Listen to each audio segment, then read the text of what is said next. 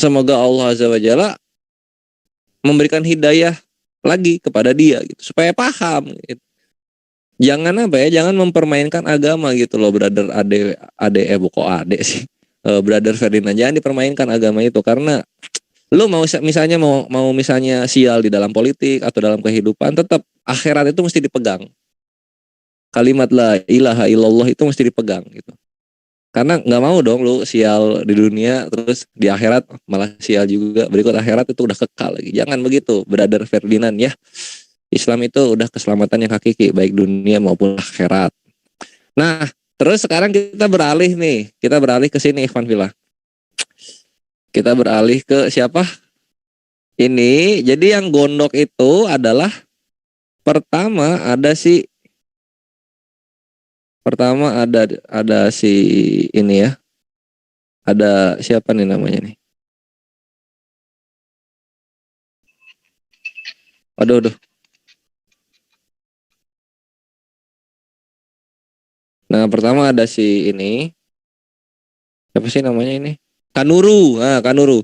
Gegara cuitan Allahumma lemah Ferdinand dilaporkan polisi. What? Nah, gitu katanya Kanuru. Lu ngapain ngebela mu'alaf, Kanuru?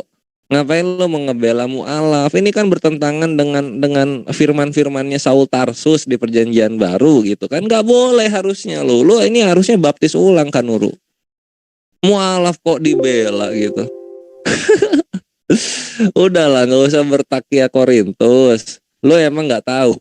Lu kira karena namanya Ferdinand Hutahian sangat-sangat Romawi, sangat-sangat Latin sekali, lu kira beliau adalah seorang masih sama-sama terhitung kayak lu? Enggak, udah mualaf dia, udah meyakini bahwa Yesus itu hanyalah sesosok manusia saja, nggak layak untuk disembah. Itu keimanan secara tidak langsungnya brother Ferdinand yang mualaf, Kanuru. Terus nanti ada lagi ini nabinya Tritung, Ikhwan Fillah. Ada siapa? Satu lagi itu ada ini. Ada ada Joseph Zhang. Si Zhang nih, Nabi Zhang, nabinya Tritung. Dia juga ini ngebela mualaf nih. Aduh, lu blunder. Gimana sih jadi nabi kok dungu? Nggak tahu yang mana yang beneran Tritung, yang mana yang Islam gitu. Lo gimana sih, Zhang? Maunya apa coba? Kok bego-bego banget? Lanjut lagi ya. Terus satu lagi ada ini, Ikhwan Fillah, ada si ini nih, nabinya Tritung juga. Tapi yang kocak, si Tanpa Ragi ini dia udah hapus loh. Aku kemarin sempat nemu cuma dihapus. Malu kali dia. Malu dia mengkhianati apa yang dikatakan Saulus di 2 Yohanes 10 nomor 1 gitu. Kasihan banget tuh. Jadi nggak ada.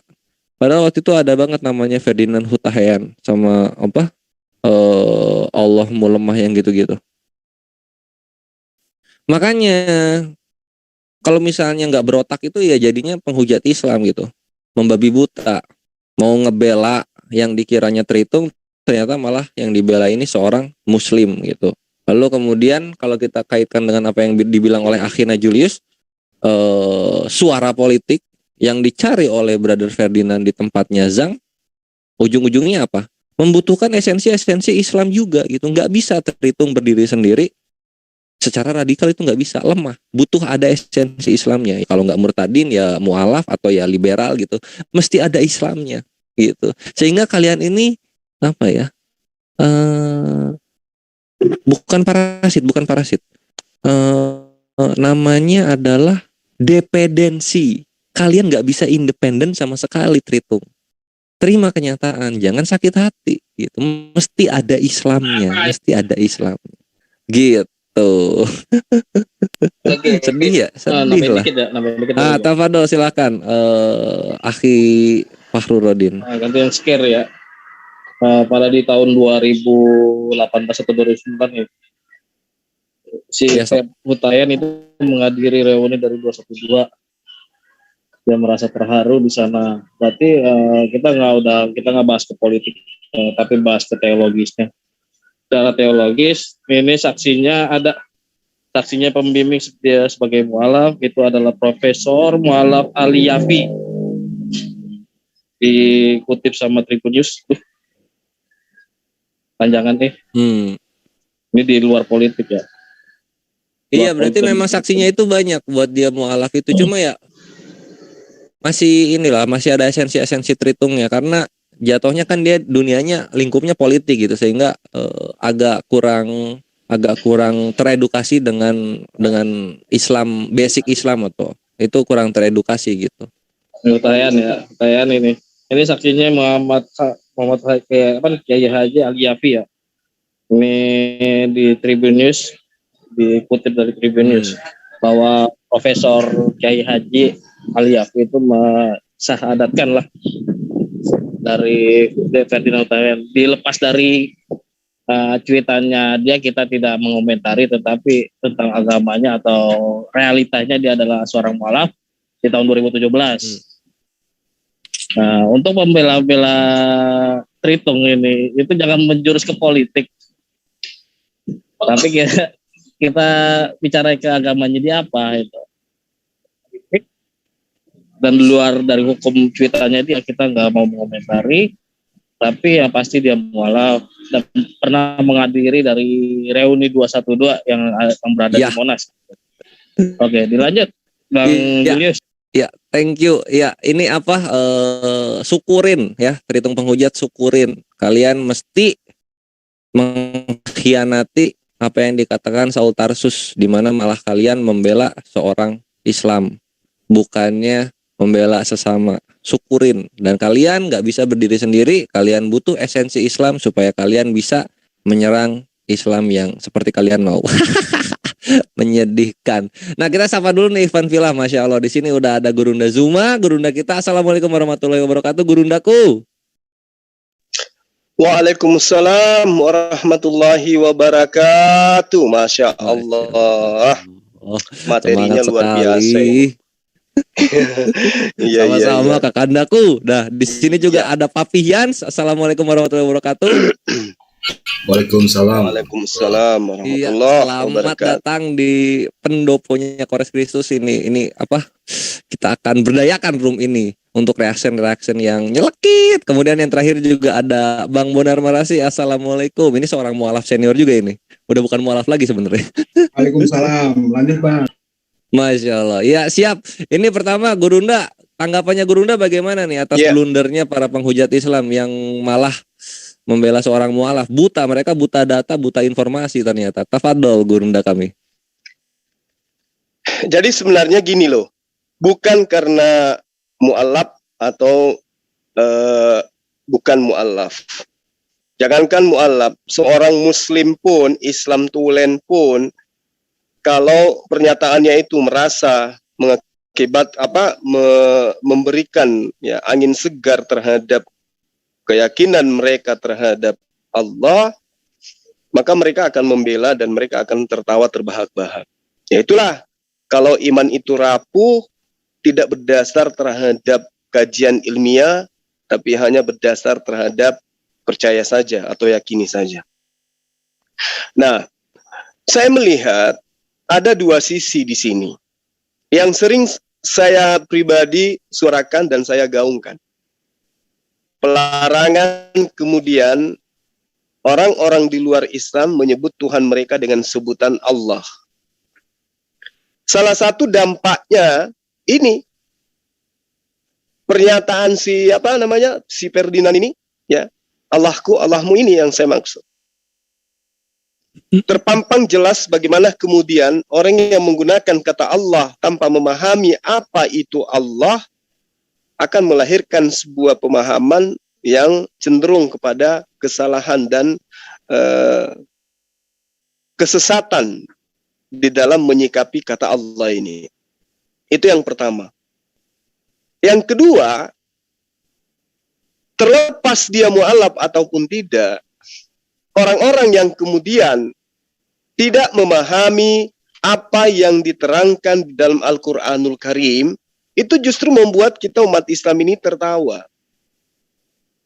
Kenapa tertawa? Karena pernyataan di dalam Al-Quran bahwa barang siapa yang menolong Allah, di situ jelas diterangkan menolong dalam perspektif ajaran. Menolong dalam arti kata melanggengkan, menyampaikan, mentaati perintah-perintah Allah. alladzina ukhriju min diyarihim bighairi haqqi illa ayyaqulu rabbuna Allah walau la da'ullah nas ba'dahum bi ba'dil lahuddimat sawami'u wa biya. Nah, jelas di situ diterangkan bahwa apa yang menjadi alasan kemudian Allah menerangkan tentang siapa yang menolong agama Allah. Artinya bahwa dari perintah-perintah Allah yang diterangkan Allah melalui pewahyuan kepada para nabi, itu ada saja orang-orang yang menginginkan perubahan-perubahan dari ketetapan-ketetapan Tuhan itu menjadi sesuatu yang tidak lagi absah, tidak lagi menjadi valid, tidak lagi menjadi sebuah ketentuan yang harus diajarkan kepada manusia. Bagaimana ajaran Musa kemudian dihancurkan, bagaimana ajaran Daud Salomo kemudian dikebiri, bagaimana ajaran Nabi Isa alaihissalam itu dihapuskan, dan seterusnya. Inilah yang dimaksud oleh Allah. Maka kemudian kalau orang ini adil, bijak di dalam berpikir, mereka harusnya menyadari bahwa ketika mengambil perumpamaan itu dengan nuansa dari pemahaman mereka dari terjemah Al-Quran tentang menolong agama Allah, maka sejatinya mereka harus memandang Al-Quran itu secara global. Ya ayyuhalladzina amanu kunu ansarallah kama qala Isa bin Maryam lil hawariyin man ansari ilallah. Harusnya mereka paham itu, paham sampai ke titik ini. Kalau hawariyuna nahnu ansarullah fa'amanat ta'ifatum min bani Israel wa kafarat ta'ifah fa'ayyadna alladhina amanu ala aduwihim wa asbahu zahirin. Ada dua lapis yang harus mereka terima pada titik ini. Pertama, Yesus butuh pertolongan. Yesus butuh bantuan, Yesus butuh dibela, baik yang berdasar terhadap titik yang ada dalam Al-Quran maupun di dalam kitab mereka. Meminta murid-muridnya berjaga-jaga, butuh pembelaan, dan seterusnya. Nah, kalau kemudian konsep ini kita mau gulirkan, kalau di dalam ajaran agama Islam, Allah ajarannya butuh dibela, supaya ajarannya itu tetap sampai kepada generasi berikutnya, maka kita harus katakan kepada mereka, Tuhanmu perlu dikasihi. Kalau Tuhan kita tidak perlu dikasihi, Tuhan kita, justru Tuhan kita yang maha pengasih.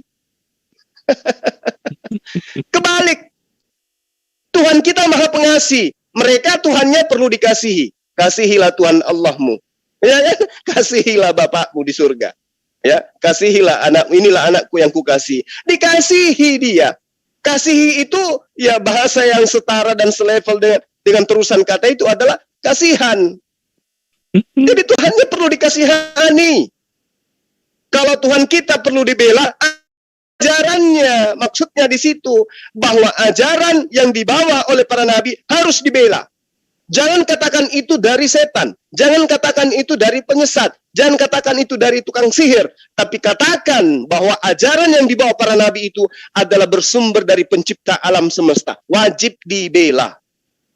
Kalau nggak dibela, bahaya. Orang semua bisa masuk ke dalam neraka.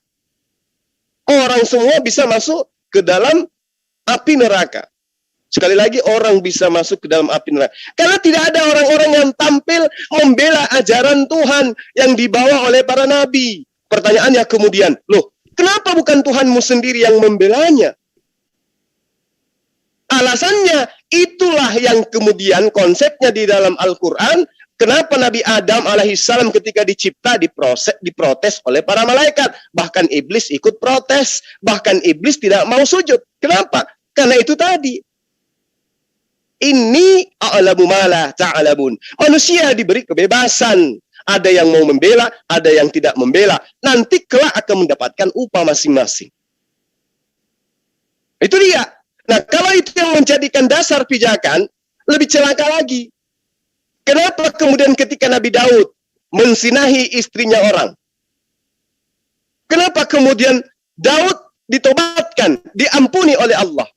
Tapi kenyataannya, kenapa giliran orang Kristen Ketika mereka mengaku mereka adalah keturunan Adam, neneknya jatuh ke dalam dosa, kenapa mereka harus dibantu sosok Tuhan yang datang kepada mereka mati di tiang salib? Dan itu harus dibela. Katanya, kenapa harus dibela?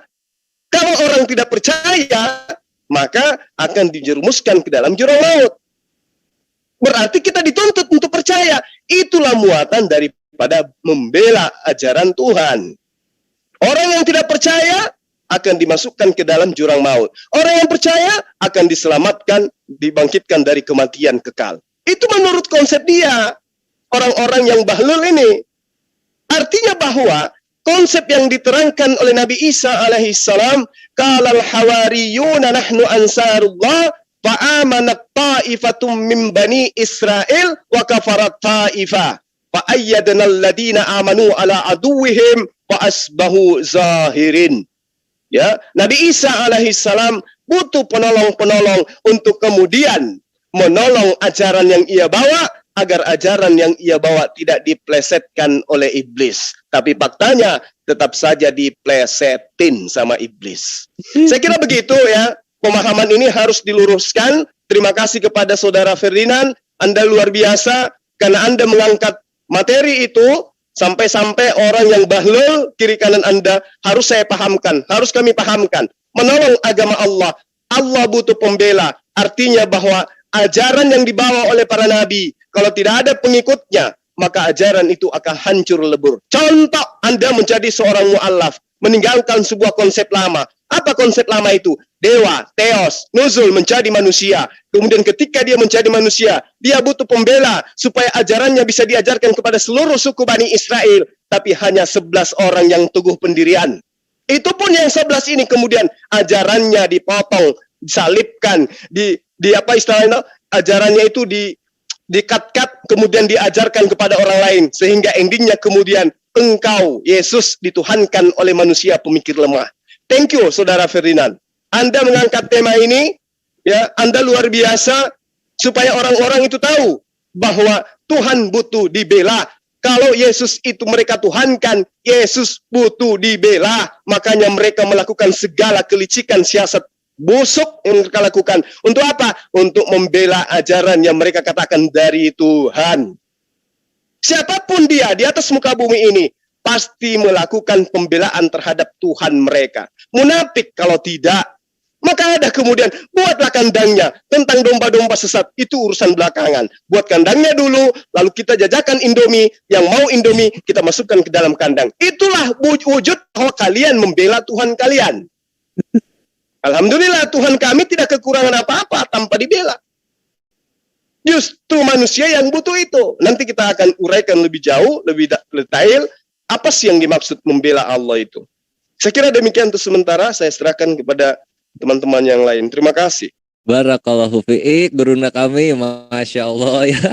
Jadi kesalahan yang dilakukan Brother Ferdinand ini ada hikmah gitu, sehingga kita bisa dakwahi itu para kengkawan kita dari tritung-tritung ini, terutama tritung yang menghujat. Semoga menjadi asbab hidayah ini tweetannya Brother Ferdinand, karena yang ditembak langsung adalah LAI-nya, indoktrinasi yang sampai kalangan tua pun terkelabui ya untuk golongan-golongan kekristenan. Terjemahan soalnya.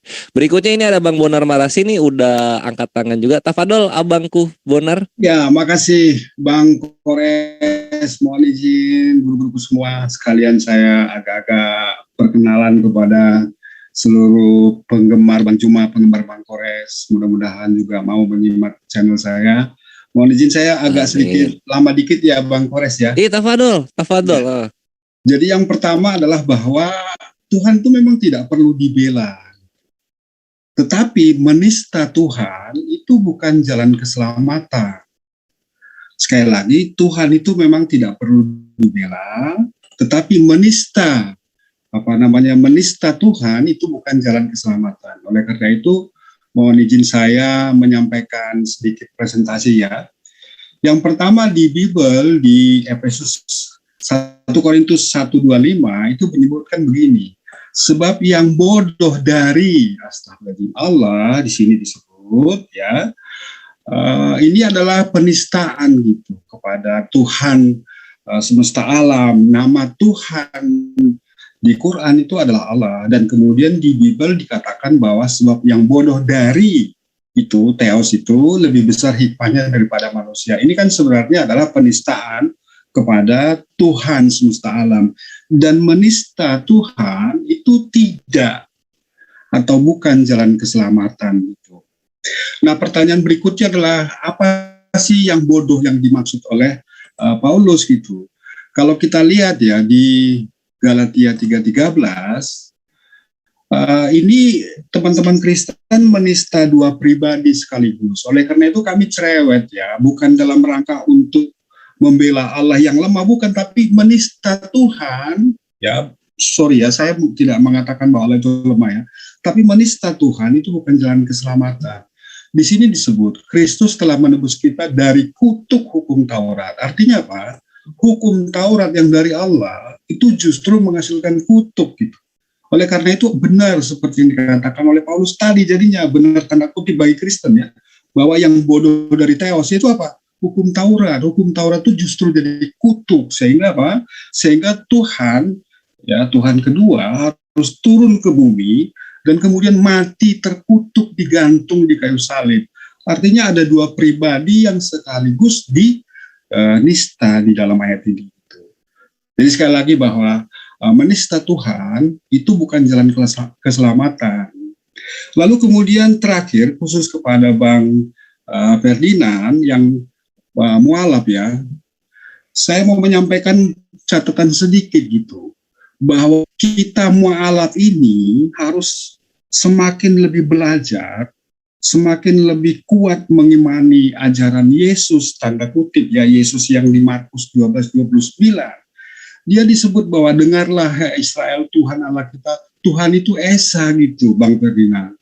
Maka Muslim itu menerima keesaan Allah itu tanpa syarat. Allah itu esa, Al-Ahad, Al-Wahid, satu unik, tiada tara, tiada sama, dan tiada serupa.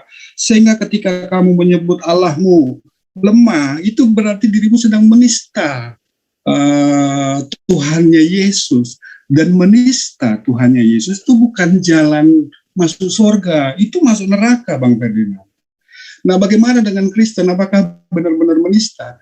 Coba perhatikan di Efesus 2:15, hukum Taurat itu telah dibatalkan. Kalau hukum Taurat telah dibatalkan, maka dulunya jangan ada ilah lain bagimu, menjadi boleh ada ilah lain bagimu. Maka Kristen mengarang Trinitas dalam berbagai variasi. Ada tipe Deking Adas, ada tipe Fatimah Sakdia, ada tipe Pendeta HTD, dan macam-macam. Ada banyak variasi penuanan Yesus yang sejatinya berusaha untuk menyingkirkan Yahweh gitu, Hasem gitu, sangkal Bapa sebagai satu-satunya God yang benar, dan sangkal anak yang menjadi utusan dari Bapa. Sementara kalau kita yang udah mualaf itu sudah mengikuti teman-teman Muslim yang udah lahir, yang udah lahirnya Muslim itu, bahwa Allah itu esa, Al-Ahad dan Al-Wahid, satu unik, tiada tara, tiada sama, tiada serupa. Komponen kedua dari hukum terutama adalah, Bang Ferdinand, kasihilah Tuhan Allahmu, bukan dalam artian kita memberi iba kepada Bapa, bukan dalam artian kita beribaria kepada Yesus yang dipukul itu. Justru diartikan Muslim mengasihi Allah dengan berusaha mengikuti semua aturannya, bukan membatalkannya, bukan. Sementara bagi Kristen, tiada yang dibenarkan karena hukum Taurat di Roma 3:20, Galatia 2:21, Galatia 5:4. Hukum Taurat itu malah hanya bangkitin dosa, kata Paulus gitu. Hukum yang dari Dia yang Sang Maha Kuasa, Sang Maha Pintar, itu justru menjadi kutuk dan bangkitin dosa di Roma 7 ayat 8-9. Maka Kristen meyakini bahwa harus ada satu dari tiga God yang harus dibunuh sebagai tebusan dari kutuk hukum Taurat di Galatia 3:13, dan hukum Taurat itu menjadi batal. Hukum Taurat dengan segala perintah dan ketentuannya menjadi batal di Efesus 2:15. Komponen ketiga, wahai Bang Ferdinand, kasihilah sesamamu manusia. Kita Muslim, bila abang udah mualaf, itu berusaha bang beramal saleh dan kasih sesama sebagai penebus kesalahannya kita. Jadi abang tuh mengaku tabrakan, mengaku cacat ini, mengaku cacat itu untuk melupakan, untuk menghilangkan tuduhan penistaan itu ya kurang bagus bang gitu loh. Jadi berani berbuat, berani bertanggung jawab, hadapi aja. Tetapi intinya adalah bahwa kalau abang udah Muslim itu beramal saleh dan kasih sama sebagai penebus kesalahan kita, sebagai syarat untuk masuk surga, dan wujud syukur atas nikmat iman semata-mata demi ridho Allah. Lalu bagaimana dengan Kristen? Jika abang masih Kristen dan kemudian percaya mengasihi sesama sebagai syarat masuk surga, maka sia-sialah Yesus itu dibunuh sejatinya, Bang. Jadi abang itu sebenarnya udah lempeng ke surga menurut ajarannya Paulus, Bang.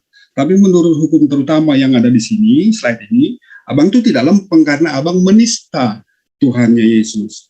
Nah, lalu kemudian, jika berbuat baik tidak dapat menyelamatkan, hanya percaya salib saja yang menyelamatkan, maka sejatinya berbuat jahat tidak membawa ke neraka, sehingga bisa jadi orang-orang itu enteng untuk berbuat jahat. Terus kemudian, Kristen itu berbuat baik hanya sebagai wujud syukur, karena Yesus telah dibunuh sebagai tebusan dari hukum Taurat. Jadi sekali lagi, yang pertama adalah Tuhan itu memang tidak perlu dibela, karena dialah yang maha kuasa. Tetapi menista Tuhan itu bukan jalan keselamatan. Kita mualaf ini harus ikut berjuang supaya teman-teman yang saudara-saudara kita yang masih Kristen itu kembali ke ajaran Yesus, yaitu apa? Tuhan Allah kita, Tuhan itu Esa, kasihlah Tuhan Allahmu, lalu kemudian kasihlah sesamamu manusia. Itulah kemudian yang disempurnakan di dalam Islam oleh Allah melalui nabinya, nabi terakhir Nabi Muhammad Shallallahu Alaihi Wasallam itu. Sallallahu Alaihi Wasallam. Bang, makasih Bang. Masya Allah, pemaparannya dalam banget ini ya. Malah dikasih tahu loh mana ini sebenarnya yang kontradiksi atau berlawanan dengan membela gitu, dengan dalil-dalil yang ada yang digunakan oleh Saul Tarsus ini, terutama terhadap Torahnya Tuhan. Barakallahu fiik Bang Bonar. Berikutnya ada Akhians nih. Akhians tadi udah buka mute. Fadol, Papi Hians. Oke, terima kasih Kelvin Kristus. Oke, assalamualaikum warahmatullahi wabarakatuh. Waalaikumsalam warahmatullahi wabarakatuh. Saya hormati Bang Kelvin, saya hormati Bang Bonar, Pak Yulian, Pak Joki, Islam cerdas. Yang pertama, saya tidak akan mengatakan bahwa dia mualaf atau tidak mualaf. Ini agak lucu nantinya. Kalaupun naik ya, kan harus ada laporannya PDP. Waktu identitasnya atau sudah Muslim atau ada sertifikasi Muslim di Departemen Agama, ini bingung. Yang dinisahkan siapa? Begitu ya. Itu yang pertama. Yang kedua, jadi kalau ini dia masih tetap dalam kekristenan, ini menjadikan jurisprudensi. Kenapa? Kata Allah atau ALLAH di dalam Islam adalah nama Allah Subhanahu wa Ta'ala, di dalam kekristenan adalah Tuhan, generic name. Bisa menyesatkan atau bisa menyesatkan hukum ya, dalam artian hukum dunia saat ini, bukan hukum akhirat dulu. Hukum dunia sudah akan menyesatkan. Kata apa? Allah di dalam Islam dan Allah di dalam Islam dan Allah di dalam kekristenan itu berlainan. Karena ada Allah Bapa, Allah Anak, Allah Roh Kudus. Ini harus dijelaskan Om Kores, supaya Iwan Villa di sana jelas. Kasih paham. Kata-kata Allah ini bisa menjerumuskan teman-teman Kristiani, saudara-saudara kita di Kristiani untuk salah paham. Coba Anda terapkan. Apakah ada kata Allah di dalam Bible berbahasa Hebrew, Aram? Kalau di Arabik ada, tapi proper name. Nanti Om Kores itu hal itu. Ini akan lucu nanti kalau lanjut. Anda menghinakan Tuhannya siapa? Kalau lanjut nih ya. Tapi kalau dia ada sertifikasi mualaf, berarti batal demi hukum. Ini sangat bagus. Tapi kalau naik, wes mantap. Saya bongkar aja, biarin aja nggak apa-apa. Mudah-mudahan Anda dalam keislaman, Karin dan Hutaya, walaupun ini ada saksi Anda bahwa Anda telah mu'alaf, walaupun mudah-mudahan sudah disunat, bisa dijabarkan, bisa dites itu. Terima kasih, Kores, itu aja. Siap. Ya, nanti dites kok di pengadilan. Jadi ini sebelum kita lanjut lagi ke asatidz filah yang lainnya, aku ada 3 poin dulu yang ingin disampaikan. Pertama, Brother Ferdinand memang khilaf dan kemualafannya ini ada saksinya, tapi tetap proses hukum mesti berlanjut karena laporan udah masuk. Biarkanlah nanti Umaro yang menentukan bagaimana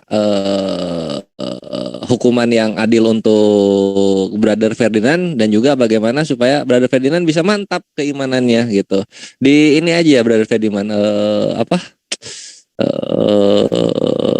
berserah diri aja udah, karena memang pemahamannya terlalu kental terhitungnya tuh kalau kita lihat penggunaan penempatan kata Allah di cuitannya Brother Ferdinand ya. Lalu yang kedua itu aku ingin bawakan juga ini untuk Brother Ferdinand tentunya surah Muhammad ayat 7 gitu. Surah Muhammad ayat 7 sebentar. Nah ini ya, bismillahirrahmanirrahim. A'udzubillahi minasyaitonirrajim. Bismillahirrahmanirrahim. Ya ayyuhalladzina amanu ing tangsurullah hayang surkum wa yusabbit aqdamakum. Artinya ini Brother Ferdinand, wahai orang-orang yang beriman, jika kamu menolong agama Allah, niscaya Dia akan menolongmu dan meneguhkan kedudukanmu. Dimasukin ke dalam hati Brother Ferdinand, karena kalau memang lu ingin sukses dalam kehidupan, terutama dalam politik, utamakan dulu, niatkan dulu untuk menolong agama Allah. Nanti segala bentuk kesusahan di dunia lu akan ditolong juga. Gitu Brother Ferdinand. Bukannya ada masalah di pikiran lalu dicurhatkan ke Twitter atau ke media sosial, yang dimana nantinya malah bikin menjadi alibi yang lemah untuk keluar dari penghujatan yang lu lakukan. Gitu Brother Ferdinand. Jadi kalau memang lu benar-benar mu'alaf, insya Allah benar-benar mu'alaf ke depannya, itulah, niatkan memang karena menolong agama Allah. Jadi ya urusan lu di politik udah bener lah, insya Allah lu jadi orang soleh nanti ke depannya gitu kan, insya Allah. Terus yang ketiga itu ini untuk terhitung penghujat yang membela mati-matian Brother Ferdinand. Lu itu malah bertentangan dengan 2 Yohanes 1 nomor 10. Ini bisa dilihat di sini loh, 2 Yohanes 1 nomor 10. Kita buka dulu mana. Ini ya, 2 Yohanes 1 nomor 10. Sini. Ke sini. Sini 2 1:10.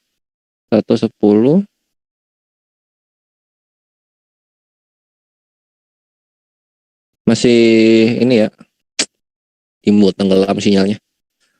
Ini aku bacain aja di sini. Jikalau seorang datang kepadamu dan ia tidak membawa ajaran ini dia udah keluar.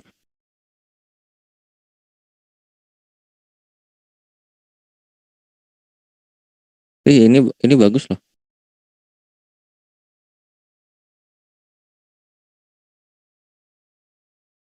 Bagus nih, ini ngejelep banget nih.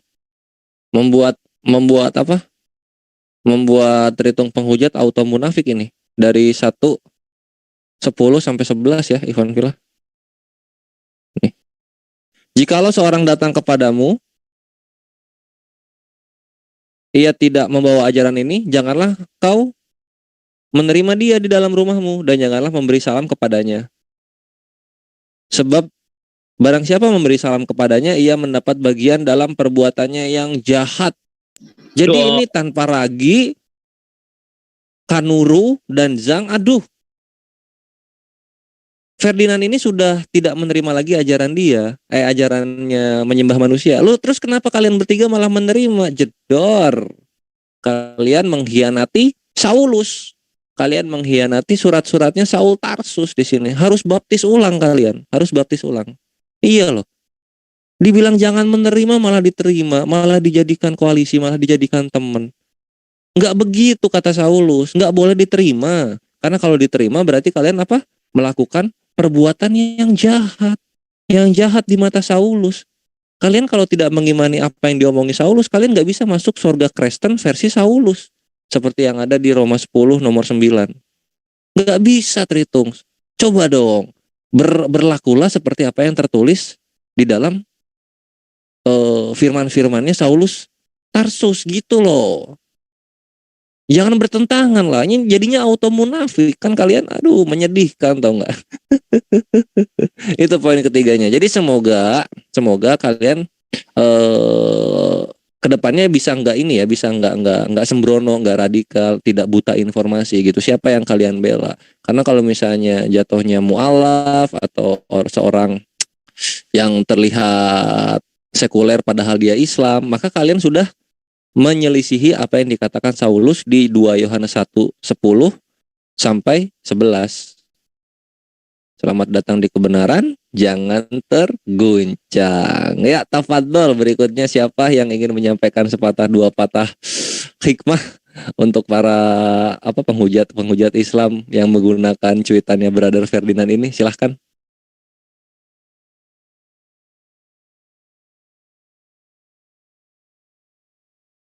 Pada ke-mute kah? Ini aku share screen-nya mati. Ya, kalau nggak ada saya sedikit lagi, Dek. Tafadhol gerunda kami. Ya. Ya, nanti kalau misalnya ada yang ingin menyampaikan diinfokan aja ya. Jadi Ya. begini. Terkait dengan apa yang kemudian yang menjadi bahan materi kita pada sore hari ini, kita tidak juga bisa menyalahkan begitu saja kepada saudara Ferdinand. Dalam arti kata, ya memang Ferdinand ini kan mengaku kalau dia itu belum begitu banyak memahami tentang Al-Quranul Karim. Ketika Allah menerangkan kemudian di dalam Al-Quran, seperti yang Adinda Kores tadi bacakan, ya ayyuhalladzina amanu intan surullah yansurkum wa yuthabbit aqdamakum. Wahai orang-orang yang beriman, jika kamu menolong agama Allah, niscaya dia akan menolongmu dan meneguhkan kedudukanmu. Jadi sederhananya begini, saudara Ferdinand, ya terlepas Anda mu'alaf atau bukan mu'alaf. Saya kasih analogi yang sederhana gitu. Pimpinan di kantor itu bukannya tidak mampu menggaji Anda. Ya. Tetapi aturan mainnya supaya Anda digaji, Anda kudu wajib menjalankan tugas. Anda harus bekerja. Jadi bekerja ataupun tidak bekerja itu tidak pengaruh, tapi pengaruhnya kepada Anda, tidak pengaruh kepada pimpinan Anda. Dalam arti kata bahwa kalau Anda tidak bekerja, perusahaan itu tidak tutup, tinggal ganti dengan karyawan yang baru. Ini yang dimaksud oleh Allah. Ya ayyuhalladzina amanu. Seruannya juga hanya kepada orang-orang yang beriman. Nah, coba kita lihat dalam kehidupan kita sehari-hari. Siapa kemudian yang menyerukan manusia agar manusia itu taat kepada perintah Tuhannya? Tentu orang-orang yang beriman. Sementara orang yang tidak beriman cenderung mengajak kepada ajaran yang menjauhkan diri kepada apa yang diajarkan oleh para nabi. Makanya Allah menerangkan, wallahu yansurkum wa yusabbit aqdamakum. Niscaya Allah akan menolongmu dan meneguhkan kedudukanmu. Nah, lebih jauh dari itu, memang benar Islam dan Tuhan itu seperti yang saya terangkan tidak butuh dibela. Tapi justru kitalah yang butuh untuk membela Islam. Alasannya yang tadi yang saya katakan. Bahwa ketika kemudian kita memahami apa yang saya jabarkan itu dengan aspek logika, artinya bahwa Allah akan memberikan pertolongan kepada siapapun yang kemudian taat kepada perintahnya. Sama seperti ketika Yesus itu ditanyai oleh murid-muridnya. Dia mengatakan apa? Di dalam Matius 19 nomor 17 atau nomor 18 atau 16 ya, tolong nanti dicek. Mengapa engkau mengatakan aku baik? Tidak ada yang baik, hanya satu yang baik. Apa itu kata Yesus? engkau mau hidup selamanya, maka taatilah hukum-hukumnya, taatilah perintahnya, taatilah ketetapan-ketetapannya. Jangan kemudian hukum-hukumnya, ketetapan-ketetapannya kau anggap kutuk, sehingga kamu melantik manusia untuk menebus kalian dari ketetapan-ketetapan Tuhan yang kamu anggap kutuk itu. Jadi yang dimaksud daripada pengajaran Yesus, ya, bahwa orang-orang yang kemudian menjalankan perintah Tuhan di dalam hukum Torah, itulah yang dimaksud penolong agama Allah, penolong ajaran Allah, penolong agama Allah, atau penolong Allah. Gitu loh. Karena Allah itu bukan makhluk. Allah berinteraksi dengan makhluknya melalui perantaraan para nabi yang kemudian disajikan oleh Allah, perkenalan Allah agar manusia mengenal siapa esensi penciptanya. Kedua, Allah memberikan ketetapan-ketetapan. Nah, ketetapan inilah yang kemudian disebut dengan agama. Siapa yang menolong ajaran Allah, agama Allah, ketetapan Allah, maka Allah akan memberikan pertolongan kelak, di mana tidak ada lagi pertolongan selain daripada pertolongan Allah. Nah, di samping apa yang saya jabarkan tadi, ya, Saudara Ferdinand juga harus tahu bahwa dalam kehidupan manusia, kita semua ini perlu pembelaan. Anda misalnya dilaporkan, tentu Anda butuh pembelaan, kan? Tapi bukan berarti aspek ini Anda jadikan sebagai analogi terhadap pencipta alam semesta. Jadi orang-orang lemah, ya, maupun ajaran agama itu sama-sama perlu dibela. Perlu dibela. Semua agama itu menyatakan diri untuk dibela. Agama Kristen perlu dibela. Siapa bilang bahwa agama Kristen itu tidak perlu dibela? Kalau dia mengatakan nggak perlu dibela, ya sudah, tutup aja tuh gereja. Perlu lagi ada pembacaan khotbah-khotbah di gereja. Untuk apa? Bakar aja semua itu kitab-kitab. Nggak perlu dibela kok. Nah, ini yang perlu Anda pahami dengan bijaksana. Jadi orang-orang lemah, ya, orang-orang yang tidak berdaya, mereka semua itu perlu dibela. Tapi konsepnya tidak sama seperti kita membela ajaran agama Allah. Kenapa? Membela ajaran agama Allah, membela Allah, itu dampaknya akan kembali kepada kita. Sama seperti kita menolong orang, dampaknya kembali kepada kita. Makanya saya katakan tadi bahwa, hai orang-orang yang beriman, jadilah kamu penolong agama Allah. Sebagaimana Isa ibnu Maryam telah berkata kepada pengikut-pengikutnya yang setia, siapakah yang akan menjadi penolongku untuk menegakkan agama Allah? Maka pengikut Yesus, mereka berkata, kamilah penolong-penolong agama Allah. Nah, ini yang harus dipahami. Dalam ayat suci Al-Quran, ada kata Ansarullah, itu bermakna penolong atau pembela Allah. Jadi jelas bahwa ini adalah perintah. Perintah dari pencipta alam semesta. Bukan dikarang-karang oleh kaum muslimin, bukan. Tapi ini adalah perintah yang datangnya dari Allah, di mana manusia itu butuh Allah. Maka kemudian supaya tidak dikabulkan oleh iblis, maka manusia harus menyampaikan ketetapan-ketetapan Allah itu kepada manusia seluruhnya. Ya, jadi saya jelaskan lagi bahwa Allah ditolong bukan karena lemah, tapi yang membutuhkan kemudian ajaran Allah adalah manusia itu sendiri. Contoh misalnya di dalam ketatanegaraan kita. Kenapa kemudian itu kita harus membantu pemerintah di dalam menegakkan aturan perundang-undangan? Kenapa? Coba. Apakah kemudian karena pemerintah itu lemah? Tidak. Pemerintah punya kekuatan. Tetapi yang lemah itu adalah masyarakatnya. Masyarakatnya harus tunduk pada aturan-aturan mainnya negara agar dia tidak kena hukum. Seperti itulah kemudian pemerintah memberikan perlindungan kepada masyarakatnya, kepada penduduknya yang taat membela aturan main negaranya. Sama seperti Allah. Makanya diterangkan, hai orang-orang mukmin, hai orang-orang yang beriman, jika kamu menolong agama Allah, niscaya Dia akan menolongmu dan meneguhkan kedudukanmu. Nah, itu yang diterangkan oleh Allah. Jadi kita umat Islam itu memahami kemudian kedudukan kita membela ajaran agama Allah, itu sama halnya kita menegakkan perintah-perintah Allah. Kalau kita menegakkan perintah Allah, maka kita akan memperoleh pertolongan dari Allah. Sama seperti yang diajarkan oleh Yesus. Mengapa engkau bertanya kepadaku tentang hal yang baik? Hanya Allah yang baik, hanya satu, yaitu Allah.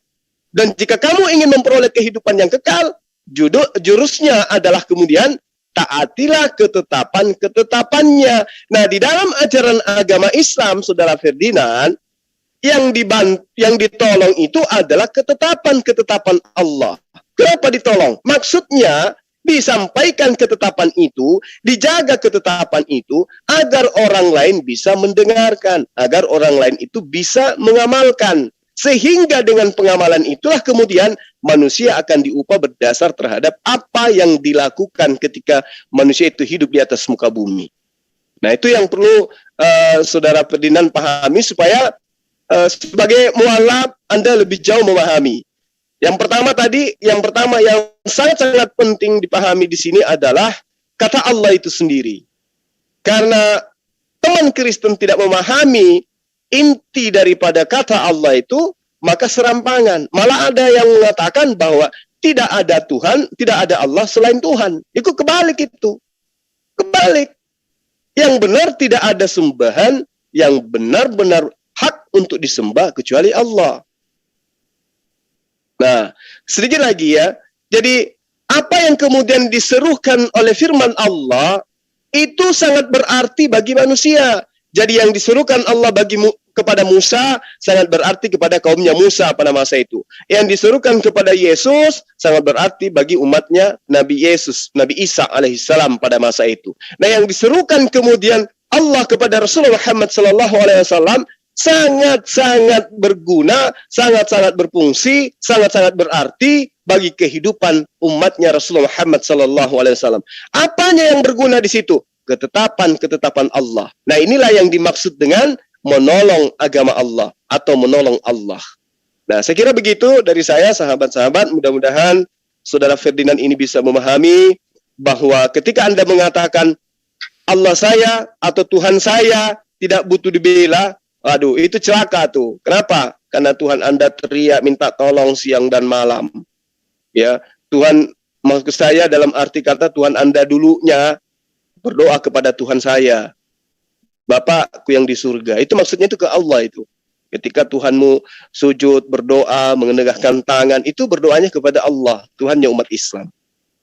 Mereka butuh dibela, bahkan sampai di sidang-sidang dan seterusnya. Karena adanya pembelaan, adanya gugatan dan seterusnya. Jadi Tuhan siapakah yang butuh pembelaan? Ya, Tuhan yang pernah disidang. Saya kira begitu.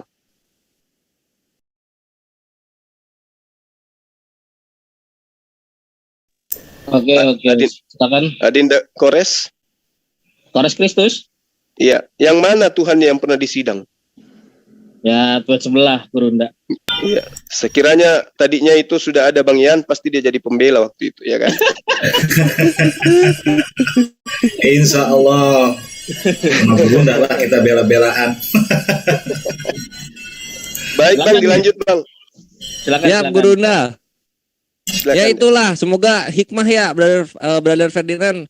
Mohon apa yang kami nyatakan ini insya Allah sampai kepadamu, dan jadilah muslim yang baik. Jangan jadi muslim yang jadi bagian dari munafikun gitu, karena nggak begitu dalam Islam itu. Tolong dibedakan dengan agama terdahulu gitu. Udah bagus Anda beralih dari penyembahan manusia kepada penyembahan Tuhan semesta alam yang tidak serupa dengan apapun gitu. Laisa kamislihin. Nah, sisanya adalah tinggal tentang akhlak, Karena dalam Islam itu nggak diajarin sesuatu yang yang curhat, tidak berilmu di Twitter gitu kan, kelihatan banget gitu. Jadinya masih ada sisa-sisa keimanan lu yang terdahulu gitu. Ya, silakan Tafadol. Siapa berikutnya nih di sini? Ini berita, mohon maaf ya, saya nanya dulu mungkin saya saat ini kurang informasi. Tadi si Ferdinandnya memang udah Muslim atau gimana? Menurut info ya, saya jawab ya Bang Yena. Ya, ya. Menurut info dari Tribun News dan dari CNN, itu ada beberapa saksi yang menyaksikan dia mualaf di tahun 2017. Ya, oke, gini, oke. Satu saksi bukanlah saksi, dua saksi bukanlah lebih dari dua saksi ya. Dua saksi adalah saksi. Contoh begini,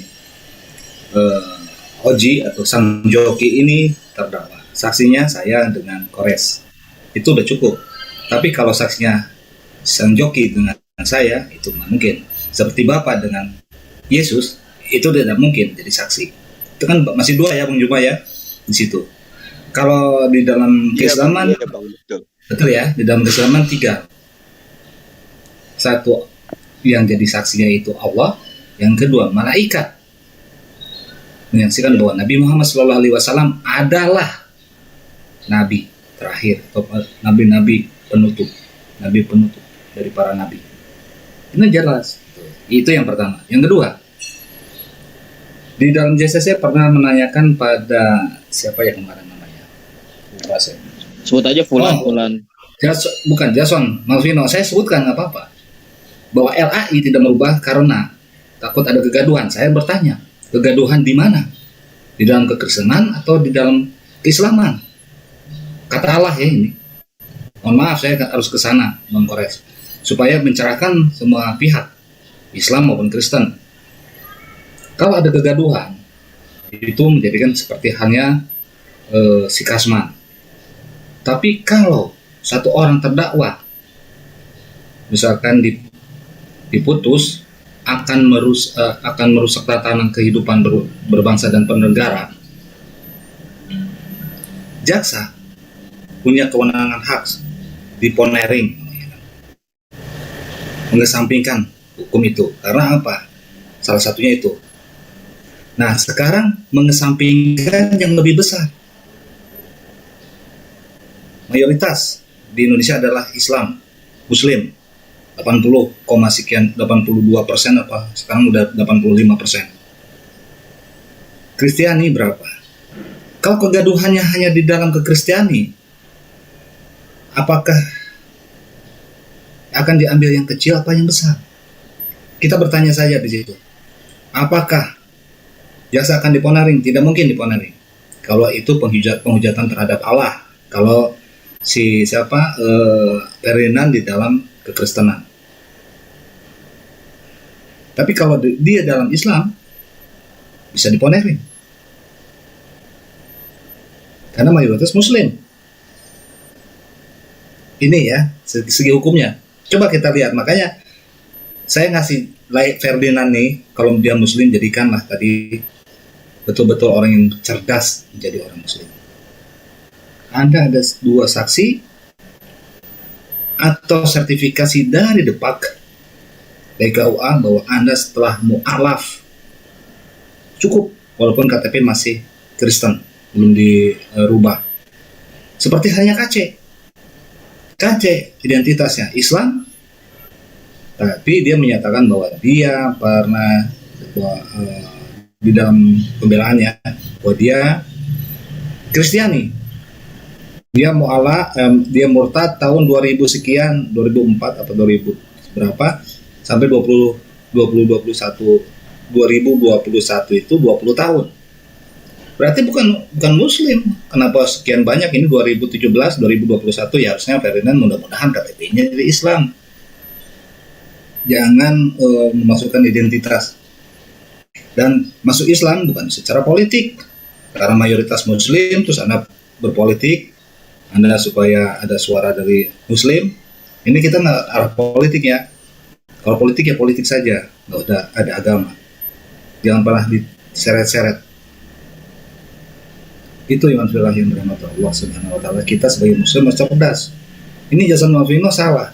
Jadi kegaduhan itu di kalangan kekristenan, bukan di dalam kalangan Islam atau di kebangsaan Indonesia ini, bangsa dan negara.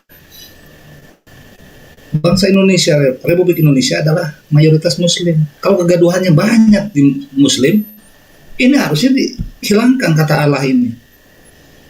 Jadi Theos kek, jadi Tuhan lagi seperti dulu, Tuhan Bapa, Tuhan Anak, Tuhan Roh Kudus. Kenapa jadi Allah Bapa, Allah Anak, Allah Roh Kudus? Ini berpikir, berpikir, ayo.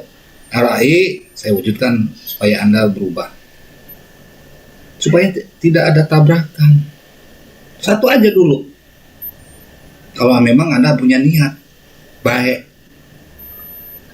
Tapi kalau ada niat sesuatu atau niat jahat lah. Niat jahat ini bukan maling, bukan apa. Niat jahat ini persekongkolan atau apa untuk merubah sesuatu hal. Coba Anda dicari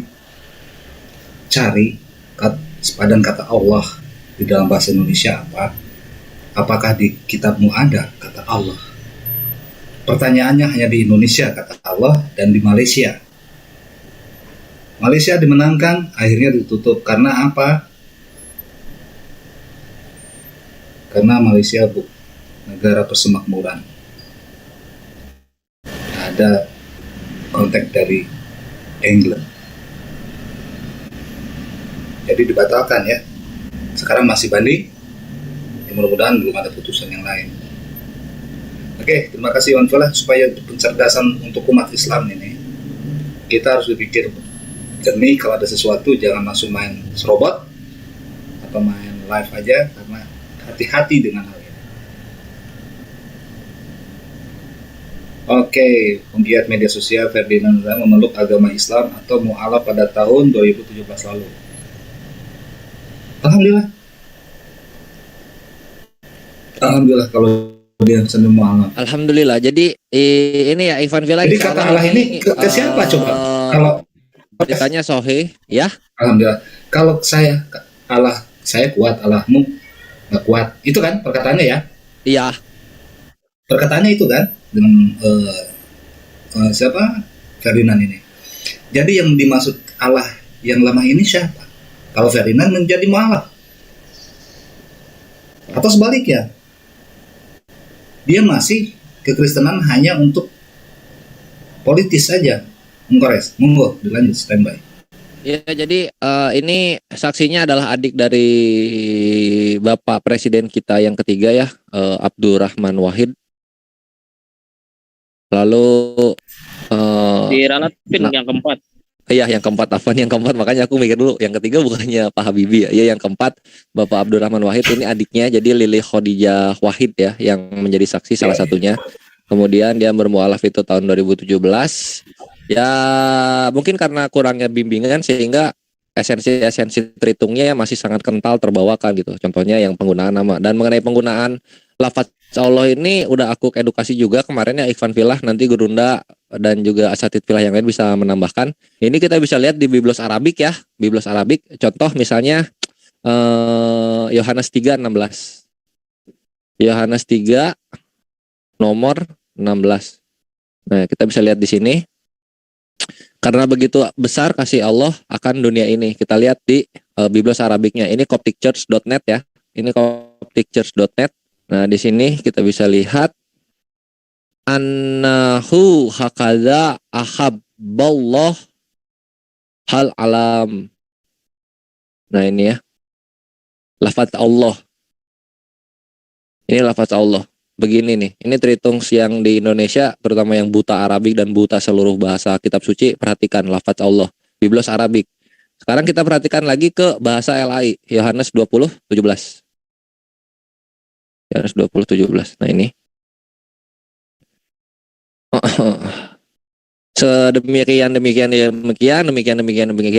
bahwa sekarang aku akan pergi kepada Bapakku dan Bapakmu, kepada Allahku dan Allahmu. Nah, ini kan Allahku dan Allahmu. Lihat, perhatikan bahasa LAI. Nah, sekarang kita cek ke Biblos. Biblosnya Tritunggal cabang Arab. Ini ya, Yuhanna 20 nomor 17. Nah, di sini kita perhatikan. Sekian.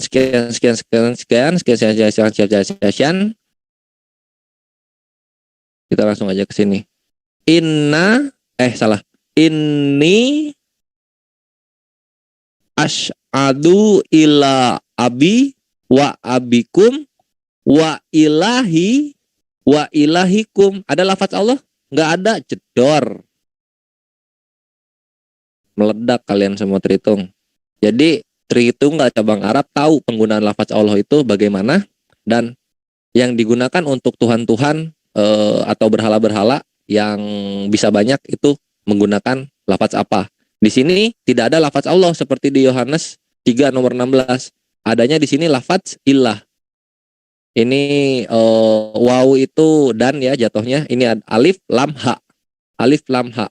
Jadi enggak alif lam lam ha. Dan penggunanya pun bisa digabung dengan imbuhan gitu. Dan imbuhan ha saja. Kalau Allah nggak bisa Allahi dipakein huruf ya, dipakein huruf ka dan mim, nggak bisa kayak begitu.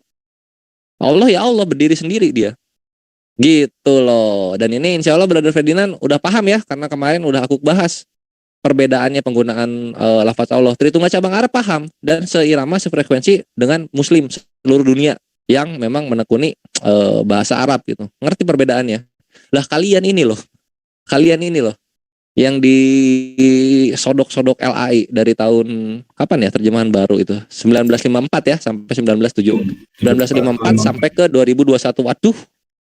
Inilah sampai yang tua-tua itu seperti Ferdinand Huta-Hayan ini terjerumus juga, walaupun sudah mualaf gitu, masih juga terbawa gitu dengan penggunaan nama Allah yang didiskreditkan dari nama menjadi status. Nah sekarang dipahami nih, Biblos Arabik punyanya Tritunggal cabang Arab sudah berbicara. Masihkah kalian mau bebal para penghujat Islam mengenai nama Allah ini? Masihkah kalian mau bebal para orang-orang yang buta dengan bahasa kitab sucinya sendiri? Selamat datang di kebenaran. Inilah Biblos Arabik ya. Ini zaman digital. Semua takia Korintus atau fitnah atau hujat terhadap Islam itu bisa dikoreksi dengan data-data yang ada. Islam itu akan selalu dilindungi oleh Allah Azza wa Jalla melalui historical proof dan textual proof yang ada di dalam kitab suci kalian sendiri. Begitu Tritung. Jangan ngambek, jangan terguncang. Inilah kebenaran gitu. Keras, iya keras lah. Karena kalian ngehujat ya kami keras lah. Masa kalian kehujat terus kami memberikan hal-hal yang lain untuk dihujat kalian juga? Sorry, ini bukan kasihilah musuhmu. Ini adalah Al-Hajj ayat 39 dan Asy-Syura ayat 40. Jikalau ada yang memerangi kami, maka kami diwajibkan untuk membela apa yang diperangi dari diri kami ini. Begitu. Sekian dari Kores Krus. Tafadhol ikhwan yang lain. Karena saya ingat, jadi kemarin pembelajaran kita ada salah satu di channel saya di Greek ya, pembacaan Greek,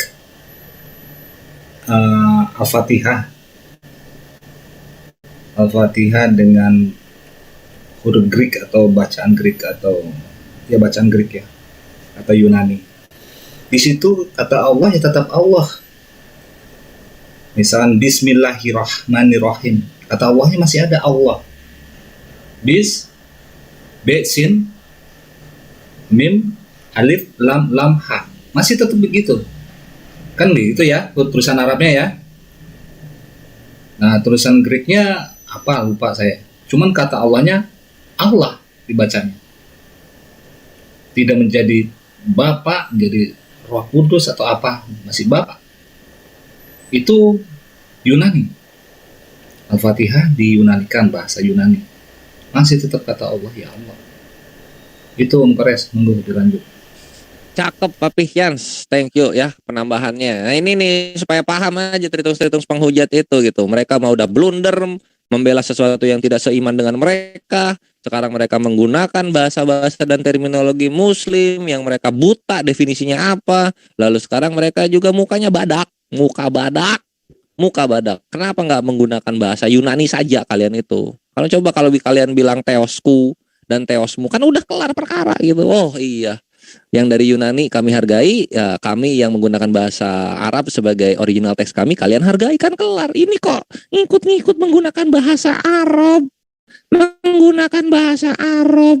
Lah kalian Tritung cabang Arab aja menggunakan bahasa Arab itu sesuai dengan faedah bahasanya. Walaupun sebenarnya bahasa Arabnya Tritongs cabang Arab dan bahasa Indonesianya Tritongs cabang Melayu sama-sama terjemahan. Bahasa asli kalian itu Yunani. Bahasa asli kalian itu Yunani. Pakailah Yunani. Kenapa harus sok ngarab? Kosman pakai nama Muhammad. Si Yeri Eselan pakai nama Fatimah. Itu ada nama satu lagi yang penghujat tuh, pakai nama Fadilah. Nama Sofiatul. Yunani kenapa? Kan bagus-bagus nama Yunani itu. Nih perhatiin nih, kita kasih deh supaya mereka nggak buta-buta banget dengan nama-nama Yunani untuk digunakan buat anak-anak kalian ya. Tritongs penghujat. Nih gue kasih deh, gue kasih. Ini loh. Nih kita buka aja Roma 16. Roma 16. Ini dari Mas Igel nih, Mas Igel thank you ya dikasih perikopnya gitu. Kita dapat banyak sekali nama-nama percontohan bagaimana nama Yunani itu ya. Nih, ini dicontoh dong, dicontoh nih. Nih, ini suratnya Saul Tarsus kepada orang-orang di daerah-daerah ini ya, daerah-daerah jajahannya Romawi. Nah, ini. Aku meminta perhatianmu terhadap Febe. Nah, ini kalau punya anak kasih nama Febe. Febe aja namanya. Jangan Fatima, jangan Fadila gitu. Karena kitab suci kalian bahasanya Yunani. Keimanan kalian bahasanya Yunani. Kok sok ngarab? Kenapa sok ngarab sih? Gedeg banget gue dengan yang sok-sok ngarab ini. Ini loh Febe, terus ada nih Priscilla, Aquila. Ini nama-nama Yunani ini bagus ini kalau digunakan. Dipakai dong. Terus kalau misalnya anaknya cowok kasih nama nih Epenetus. Epenetus juga bagus itu. Pokoknya Asus gitu lah belakangnya. Terus nanti ada Andronicus. Ini bagus juga namanya ini. Kan supayanya Ampliatus. Ini loh kok nggak dipakai namanya. Namanya kok pakai sok-sok ngarab mereka ini. Ngapain coba sok-sok ngarab? Ya Triun. Ya. Sopiatus ya. Nah, Sopiatus gitu kan. Jangan Sopiatus gitu. Urbanus nih. Aristobulus. Kan bagus nama-namanya. Herodion. Ini nama-nama Yunani itu us-usan gitu loh. Belakangnya asus itu digunakan dong. Kalian jangan pakai kata imam karena imam punya Islam. Jangan pakai kata pendeta karena pendeta punya Hindu. Pakai nama Hiereus. Yunani itu menggunakan nama Hiereus untuk imam-imamnya. Gitu. Jangan sok ngarab. Kalian ini gua terus pakai bahasa kitab suci Alkitab. Ngapain coba pakai bahasa kitab suci Alkitab? Ngapain coba? Ini perhatiin nih. Nih ya, Islam tuh kapan sih ada Islam nih? Islam. Nih, Islam ini adanya Islam ya. Coba kita lihat Islam. History. Concept of God. Mana? Aduh. Mana sih? Ya, intinya gini. Islam itu kapan sih Ikhwan Fillah adanya? Secara identitas, bukan secara teologis. Kalau teologis kan dari zaman Nabi Adam alaihissalam juga udah ada. 600 berapa? 612 ya? Abad ke-7 lah ya. Nah, Islam itu abad ke-7 lah kita ambil. Nah, sekarang Biblos Arabik ini kapan sih adanya? Coba kita lihat. Biblos Arabik. Oldest Arabic Bible. Lihat nih. Nah, jangan terguncang Tritongs, jangan terguncang. Lihat ini, abad berapa nih? Belum di-share. Oh, belum di-share dari tadi? Ya.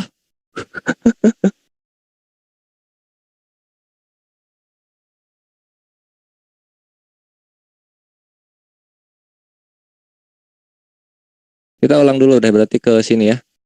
Ke sini. Nah, ini ya Ikhwan Fillah kalau misalnya pengen lihat nama-nama Yunani untuk disarankan ke para Tritongs penghujat bisa dilihat di Roma 16. Nih nama-namanya banyak nih. Saul Tarsus nyalamin ke teman-temannya yang Yunani semua. Ada Febe, ada Priscilla dan Aquila, kan namanya tuh nama-nama Yunani. Ada Epenetus, terus ada Andronicus, terus ada Aristobulus. Nah, itu us lah namanya. Us. Itu disimpan ya Ikhwan Fillah Roma 16. Supaya ditanyain tuh kepada Tritongs yang ada di Indonesia, kok nggak pakai Yunani sih namanya? Kok namanya sok-sok ngarab semua sih? Nah, digituin. Nah, terus udah kayak gitu, eh di kalau misalnya karena apa Tritung Arab ini sudah ada terlebih dahulu, kalau misalnya memang begitu, Tritung Arab sudah ada terlebih dahulu, kitab sucinya adanya kapan? Kitab sucinya Tritung Arab itu adanya kapan? Perhatiin di sini.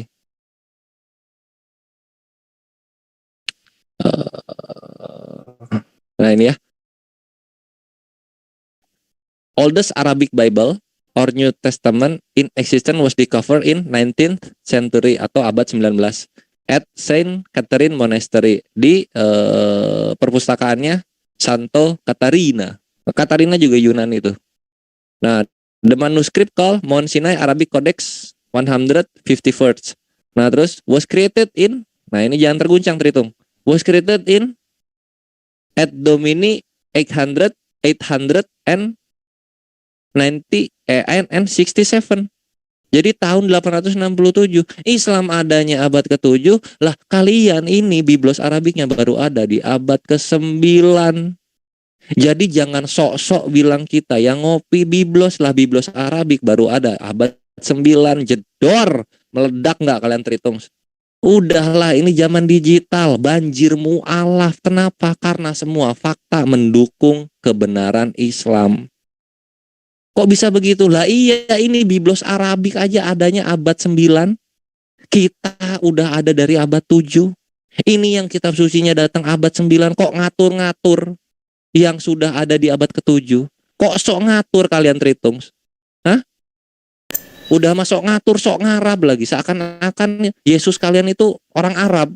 Yesus kalian itu Yunani. Oh, kitab sucinya bahasa Yunani, ya Yunani lah kalian semua itu. Jangan sok-sok ngarab. Ya, jangan sok ngarap gitu. Nah, ganti nama-nama anak kalian itu, terutama si Fatimah Sedekah dan Fadilah Hatun, dengan nama-nama Yunani. Siapa kayak Bartolomeus kayak, atau Febe, atau Aquila, atau Priscilla. Kan bagus-bagus. Theodora, asik. Prekiteu. Gitu-gitu namanya. Ebleuseulau, gitu-gitu. Gimana kalau namanya Prekiteu? Kembali ke Yunani kalian itu, kembali ke Yunani. Kalau bisa pulang ke tanahnya langsung sana di Yunani sana. Jadi menghujat Islam langsung dari tanah kelahiran kalian. Di mana? Yunani. Nah, pindah ke sana lah kalian. Udah mungkin aku terlalu banyak, tafadhol Irfan Filah yang lain nih. Ini juga udah ada Akhi Iklam Cerdas, Akhina Pejuang Tauhid, ada Akhi Sakuragi ya, Mas Igal, Akhina Yulian. Assalamualaikum warahmatullahi wabarakatuh. Tafadhol, siapa dulu yang ingin memberikan sepatah dua patah kata mengenai topik kita kali ini? Jadi kalau Murtadin Syiah Irak itu Husainus ya namanya yang diganti ya. Bagus ya. Namanya diganti tuh. Jadi Arabicanus apa kok Irakus. Iya, kemarin pun ini. Jadi apa yang di dalam Al-Fatihah itu kebohongan besar. Nanti malam insya Allah kita bongkar ya. Bongkar. Aku udah tahu itu webnya itu. Ya. Dari mana datangnya itu kan aku share semua itu dulu pas zaman dia nongol di tempatnya siapa namanya, di tempatnya Sofiatul ya, tempatnya Sofiatul itu keluar tuh si Husain dia Sofi Badut cuma bisa nerjemahin doang. Nah di situ aku lihat-lihat ini kok datangnya dari website ya. Oh bisa dicari nih kalau datang dari website lah, websitenya dia cuma bilang ini adalah doa Aramaik, cuma nggak dikasih lihat linknya itu kemana, itu nggak ada gitu. Jadi ini nggak jauh beda Tritunggal cabang Arab sama Tritunggal cabang Indonesia ini. Kalau misalnya mengenai penghujatan gitu, datanya lemah, mudah sekali diacak-acak, begitu. Kirain di sepak bola aja ya, debater di Indonesia pun ngoten-ngoten nih mendatangin ya, Waras ya. Sama aja itu, lihat si Husain tuh ketika karena udah nggak berdaya apa-apa melawan Gurunda Juma, Waras Kristus dan lain-lain, akhirnya mendatangkan. Jangan dulu diminta untuk menggunakan bahasa Indonesia baku. Jangan dulu diminta untuk murotal Quran. Jangan dulu ke sana. Disuruh aja dulu. Lu ini udah siap go internasional, udah bisa itu English, bahasa Inggris udah bisa belum si Husain ini? Belum. Kalau belum bisa lu ngurus onta aja di Arab sana, Husain. Woi, lu ngurus onta di sana di Arab. ngurus onta ke pengusaha-pengusaha muslim di sana. Udah cocok lo. Udah cocok Husain lo di sana. Data-data lo datangnya dari website blogspot bahasa Arab. Dicek sumber aslinya kagak ada. Takia Korintus mulu kerjaan. Mau yang dari Arab, mau yang dari Indonesia sama aja terhitung sini kelakuan. Bisa Oji mau ngomong silakan Ji.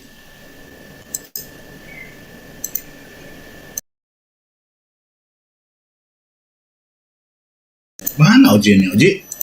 Yuk, kenapa? Silakan. Apanya silakan. Tadi kan ngomong. Belum nanti. Enggak, dilanjut lagi Om Kores. Saya sedikit lagi. Gurunda. Ya, tafadhol Gurunda kami. Ya. Oke, baik. Saya hanya ingin memberikan catatan ya buat Saudara Ferdinand. Tolong ambil pulpen dan juga kertas, catat baik-baik ya. Di dalam kitab yang dulu pernah Anda imani, bilangan 25 nomor 11 sampai nomor 13. Di situ diterangkan sangat nyata bahwa Theos itu butuh dibela. Theos dalam arti kata Tuhan ya.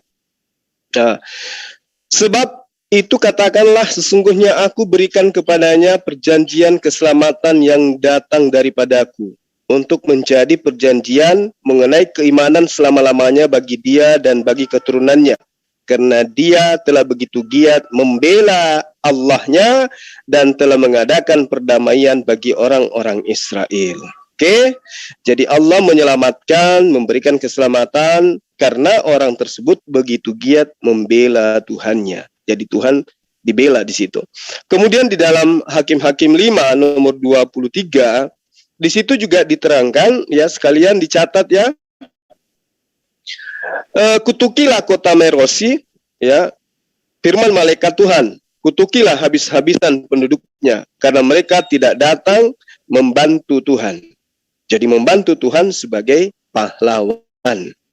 Berarti kalau di dalam Al-Quran diterangkan membela agama Allah, yaitu membela dalam arti kata ajarannya, konsep ketetapan hukum-hukumnya, ya. Tetapi yang kemudian yang terjadi di dalam kitab bilangan dan juga hakim-hakim itu betul-betul membela Tuhan. Untuk menjadi perjanjian mengenai keimanan selama-lamanya bagi dia dan bagi keturunannya. Karena dia telah begitu giat membela Allahnya. Nah, ini yang perlu saudara pahami. Kemudian ada yang dikutuki habis-habisan karena mereka tidak datang membantu Tuhan. Membantu di sini artinya membela Tuhan. Ayo. Kalau dalam Al-Quran kan jelas. Wa ma antum bimu'jizina fil ar wala fis sama wa ma lakum min dunillah min waliyyin wala nasir. Dan tidak ada pelindung dan penolong bagimu selain daripada Allah jika manusia itu kemudian melepaskan diri dari ketetapan-ketetapan Tuhan. Nah, ini artinya bahwa apa yang diterangkan seperti yang dibacakan oleh adik saya tadi Kores tentang Al-Quran surah Muhammad ayat 7, ya ayyuhalladzina amanu in tansurullah yansurkum wa yuthabbit aqdamakum. Artinya bahwa wahai orang-orang yang beriman, jika kamu menolong agama Allah, niscaya dia akan menolongmu dan meneguhkan kedudukanmu, meninggikan posisimu atau memberikan derajat ketinggian terhadap. Nah, itu yang ada dalam Al-Quran. Sehingga muncul kemudian cuitan yang mengatakan, Tuhan saya kuat, Tuhan saya tidak lemah sehingga butuh penolong.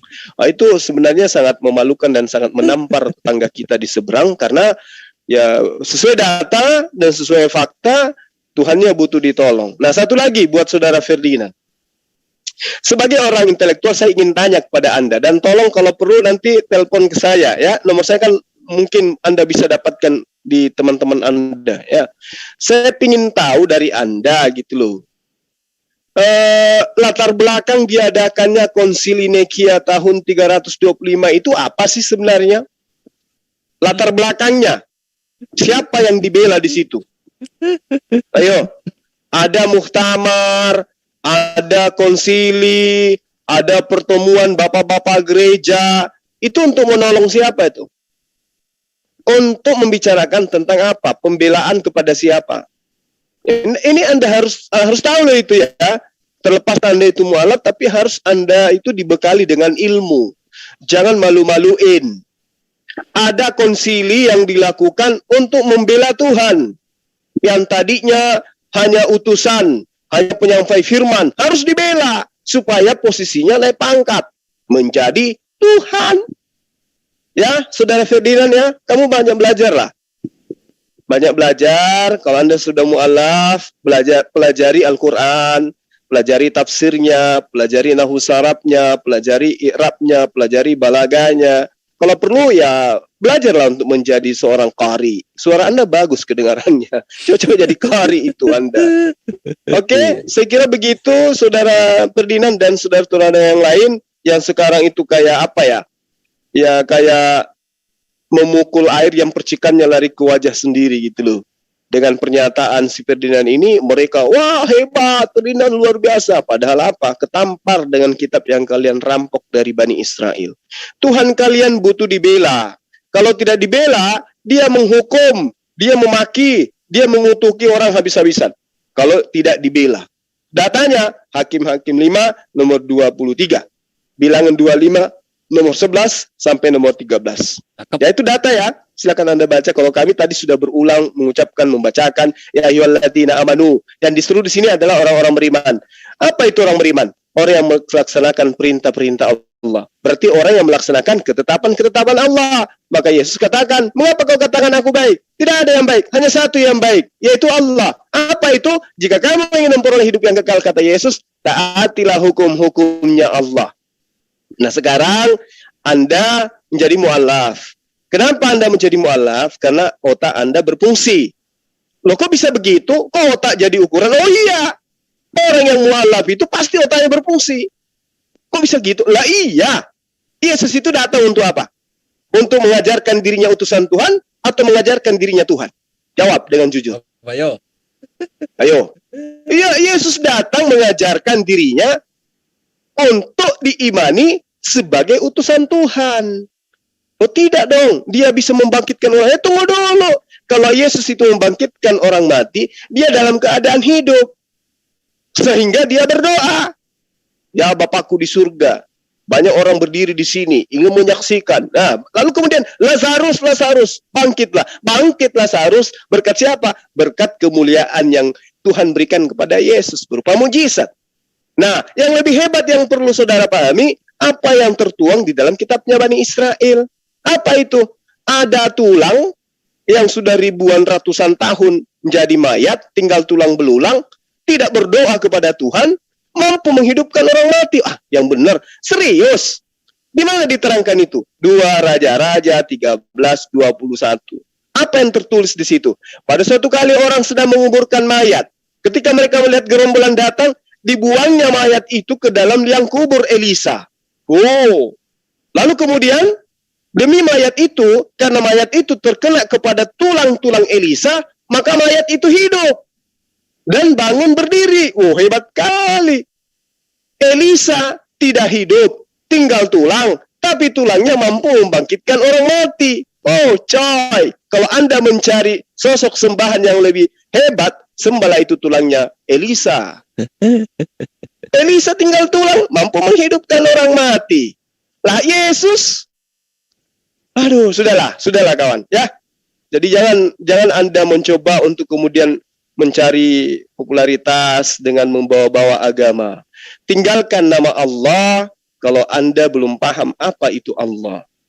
Ya, itulah makanya saya sering menggaungkan kenapa orang Kristen, kenapa umat Islam selalu ribut dalam arti ribut pemikiran tentang keyakinan.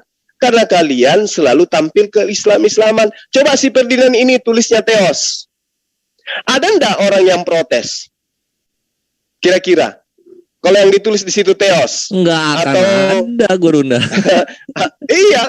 Atau Kurios. Atau Pedon. Enggak ada yang mau ribut. Ngapain? Urus aja sendiri Theosmu itu. Tapi karena dia menggunakan kata Allah, maka kita kudu wajib meluruskan. Kasihan Ferdinandnya kalau tidak diluruskan.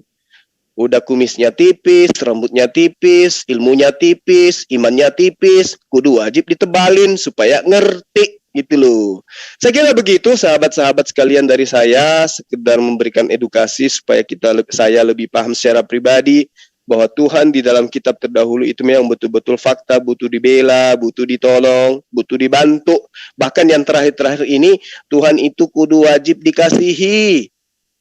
Kasihilah Tuhan Allahmu. Kalau di Islam, justru Tuhan yang mengasihi ciptaannya. Allah Maha Pengasih, lagi Maha Penyayang. Demikian, salam satu Tuhan. Salam satu Tuhan, barakallahu fiik, gurunda kami. Itu ya dalil-dalilnya bahwa memang apa yang dikatakan oleh Ferdinand yang masih awam ini tidak alkitabiah, tapi dibela mati-matian oleh para tritung penghujat. Tuhan tidak perlu dibela. Ya kitabnya dari mana? Dalilnya dari mana Tuhan tidak perlu dibela? Padahal Tuhan sudah mengatakan di Hakim 5 nomor 23, bilangan 25 nomor 11 sampai 13, itu Tuhan Israel itu minta dibela, minta dibantu. Kalau tidak dibela dan dibantu, satu bangsa dibasmi, kota-kota dikutuk. Nah, kan habis coba. Habis gurunda itu. Aduh, saya jadi nggak mana enak. lagi mereka kaburnya coba. Jangan takia Korintus, ini zaman digital. Zaman digital ini. Nah, Tapi gurunda satu hal, ya. ini Dinda, sebelum yang satu hal itu, saya katakan bahwa Ferdinand ini hebat. Sudah mualaf masih menggunakan nama Kristen. Daripada yang mualaf odong-odong masih gunakan nama Islam. Apa Iya, bener banget. Gitu ya.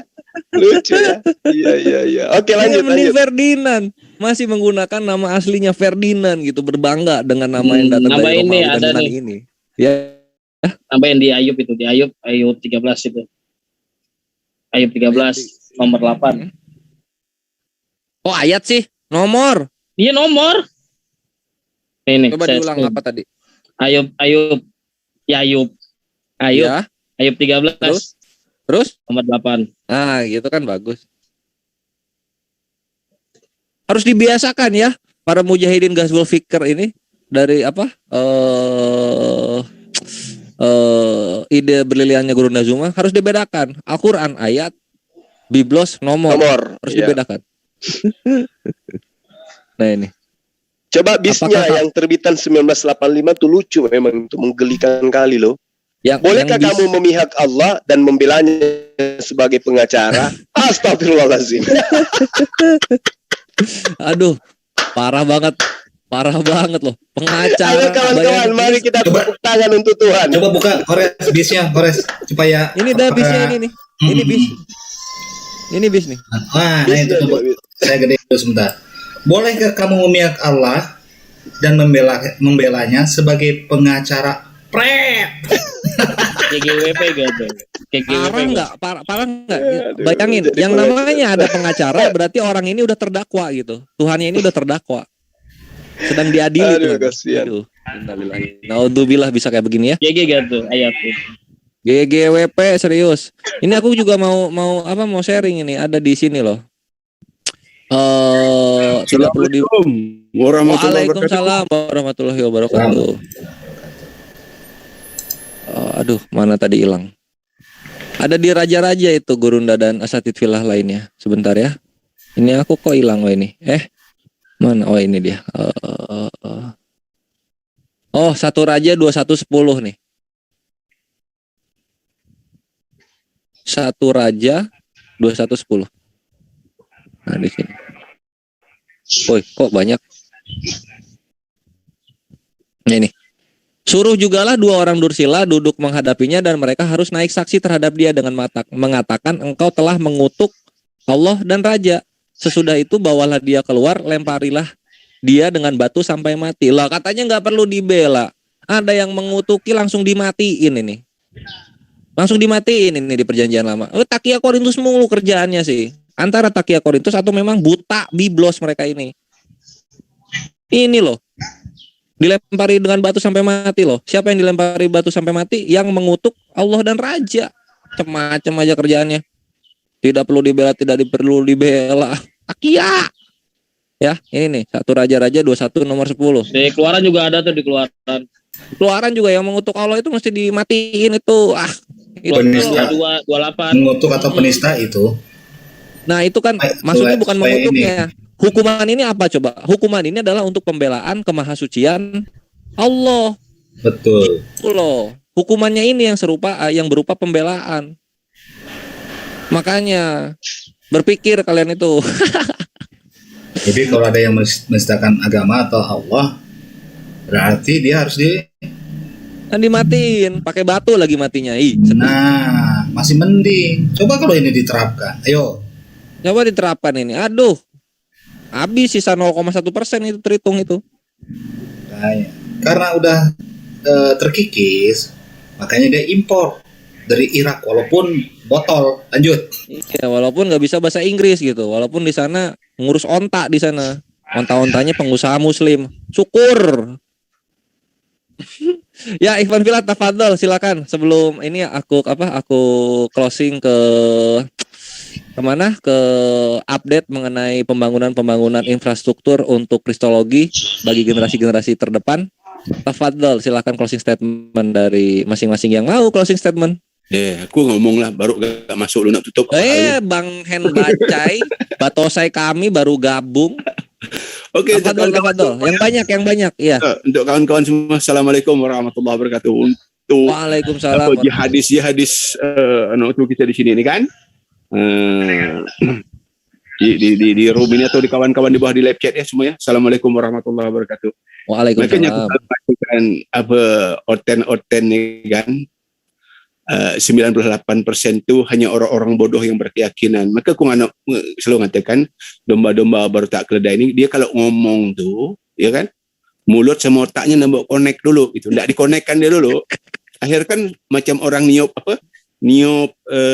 tepung di dalam lesung, jadi ngantam ke mukanya lagi. Kalau lebih joroknya lagi ngeludah ke atas kepala itu kena ke mukanya seorang gitu kan, kena ke mulutnya balik kan gitu. Makanya tadi dia bilang tidak perlu bela Allah kan. Nah, macam orang ini tadi dia bilang dah malap, ya kan, dan sebagainya. Tapi aku lihat dia tuh urusan dia lah ya kepada Allah. Kalau dia apa tu, kalau memang iyalah kan, katanya si dah malap. Entah malap dah dulu karena dia mau cari suara di Jawa Barat tapi tidak dapat suara, tiba-tiba akhirnya menghujat juga. Islam kan, itu urusan dia kepada Allah. Tapi di sini kan, di Kristen ini kan ajaran licik ini kan, dengan penuh tipu daya ini kan memang si Bulus itu. Bulus ini bahasa Arabnya Saulus. Bahasa Arabnya Bulus, bahasa Indonesia Saulus atau Paulus. Maka kita selalu bilang akal bulus. Nah, akal bulus ini berasal akli bulus, berasal dari bahasa Arab. Akal busuk, akal licik yang seperti Saulus tuh, Paulus tuh bilang kan di 2 Korintus itu kan, 2 Korintus 12:16 kan. Iya benar banget ya, akal bulus serius. Dalam tafsir Yasin 14 Ikhwan Fillah. Iya, itu pun kan Ibnu Katsir mengutip dari orang lain kan, bukan atas penafsiran Ibnu Katsir kan, tapi Ibnu Katsir mengutip orang lain bahwa bulus itu dimasukkanlah apakah benar kan gitu kan.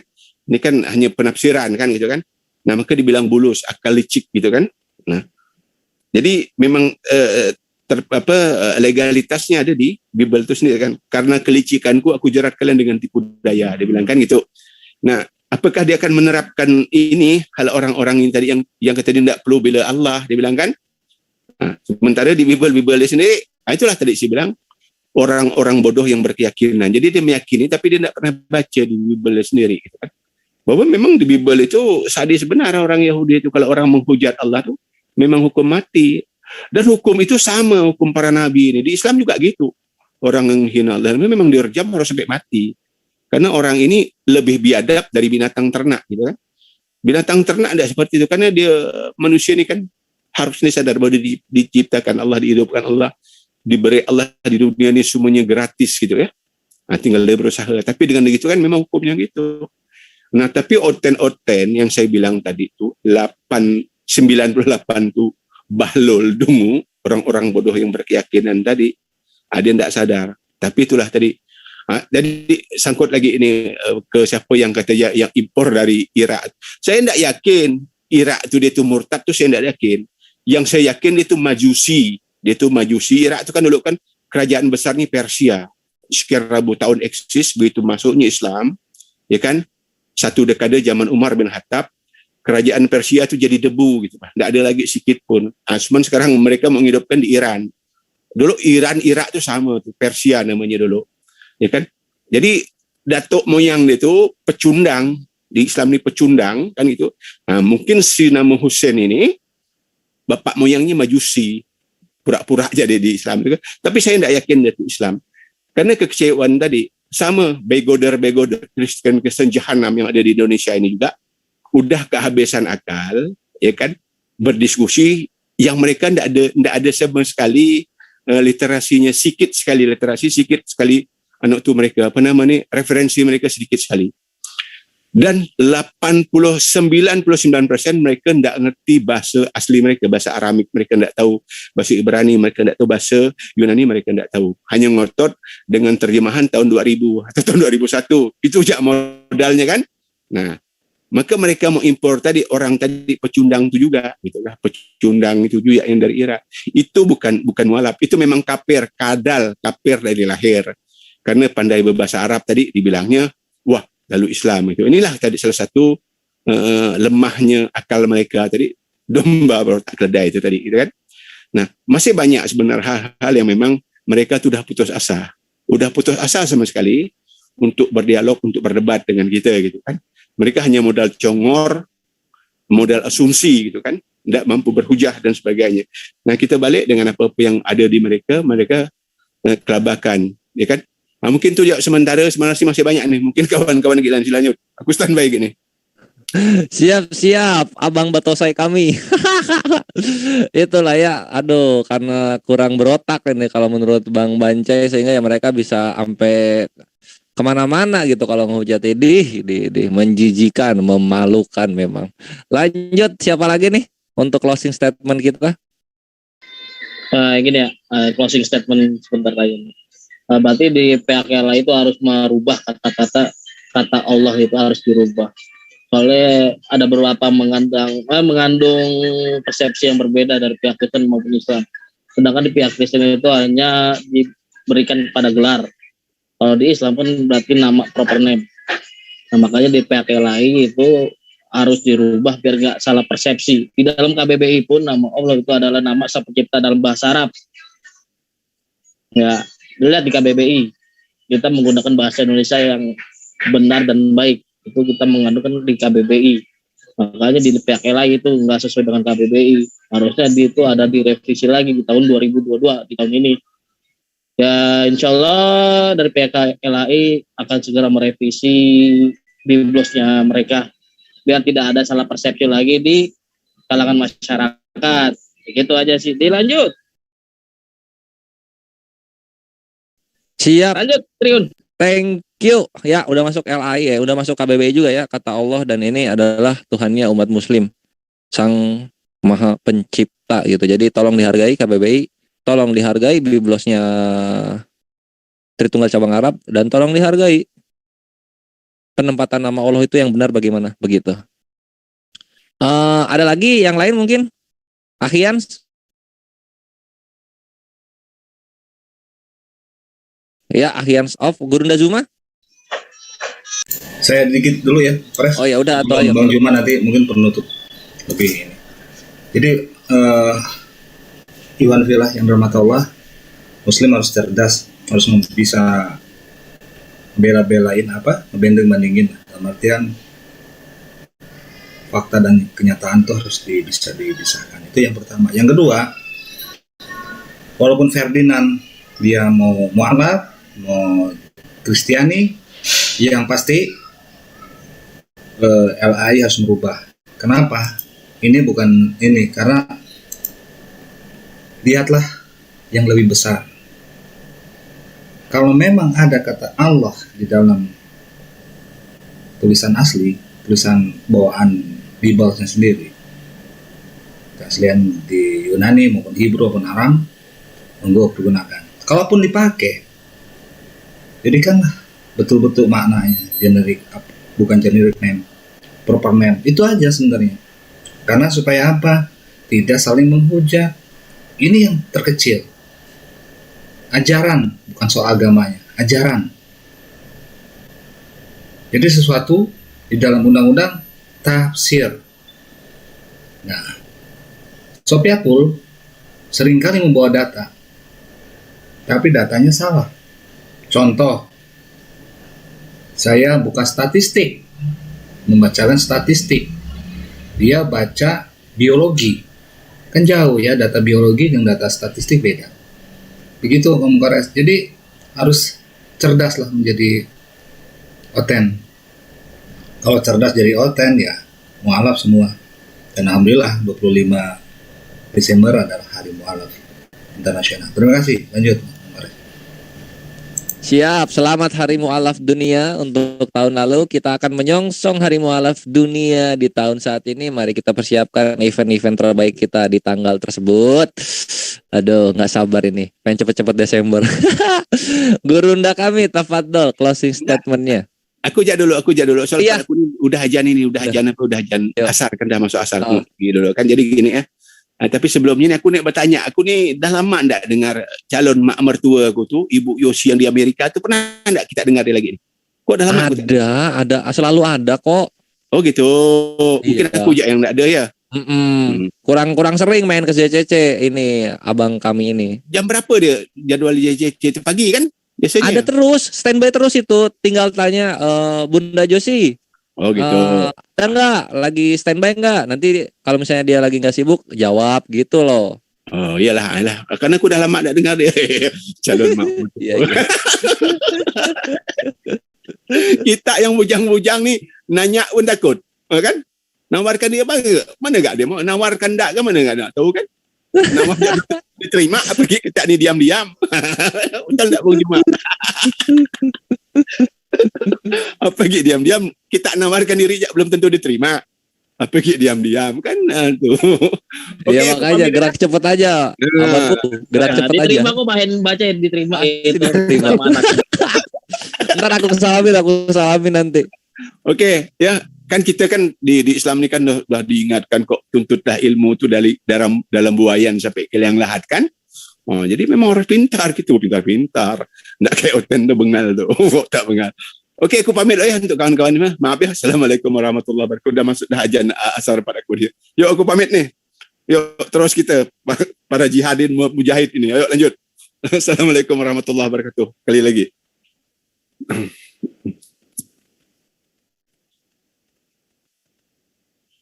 Silakan Gurunda kita untuk closing statementnya. Gurunda Juma. Baik, ya terima kasih atas kesempatan yang diberikan sebagai penutup dari saya ya, sahabat-sahabat sekalian.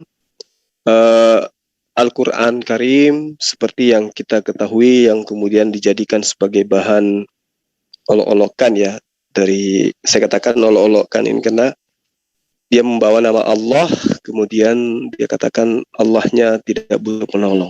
Ya ayyuhalladzina amanu in tansurullah yansurkum wa yutsabbit aqdamakum. Wahai orang-orang yang beriman, jika kamu menolong agama Allah, niscaya dia akan menolongmu dan meneguhkan kedudukanmu.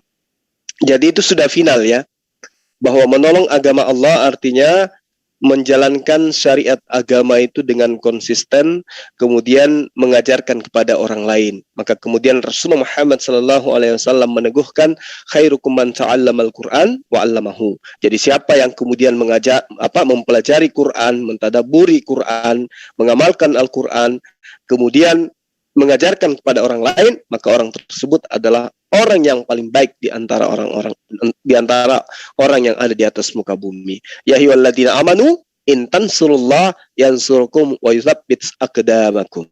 Satu hal yang ingin saya uraikan ya di penghujung pertemuan kita pada sesi kali ini.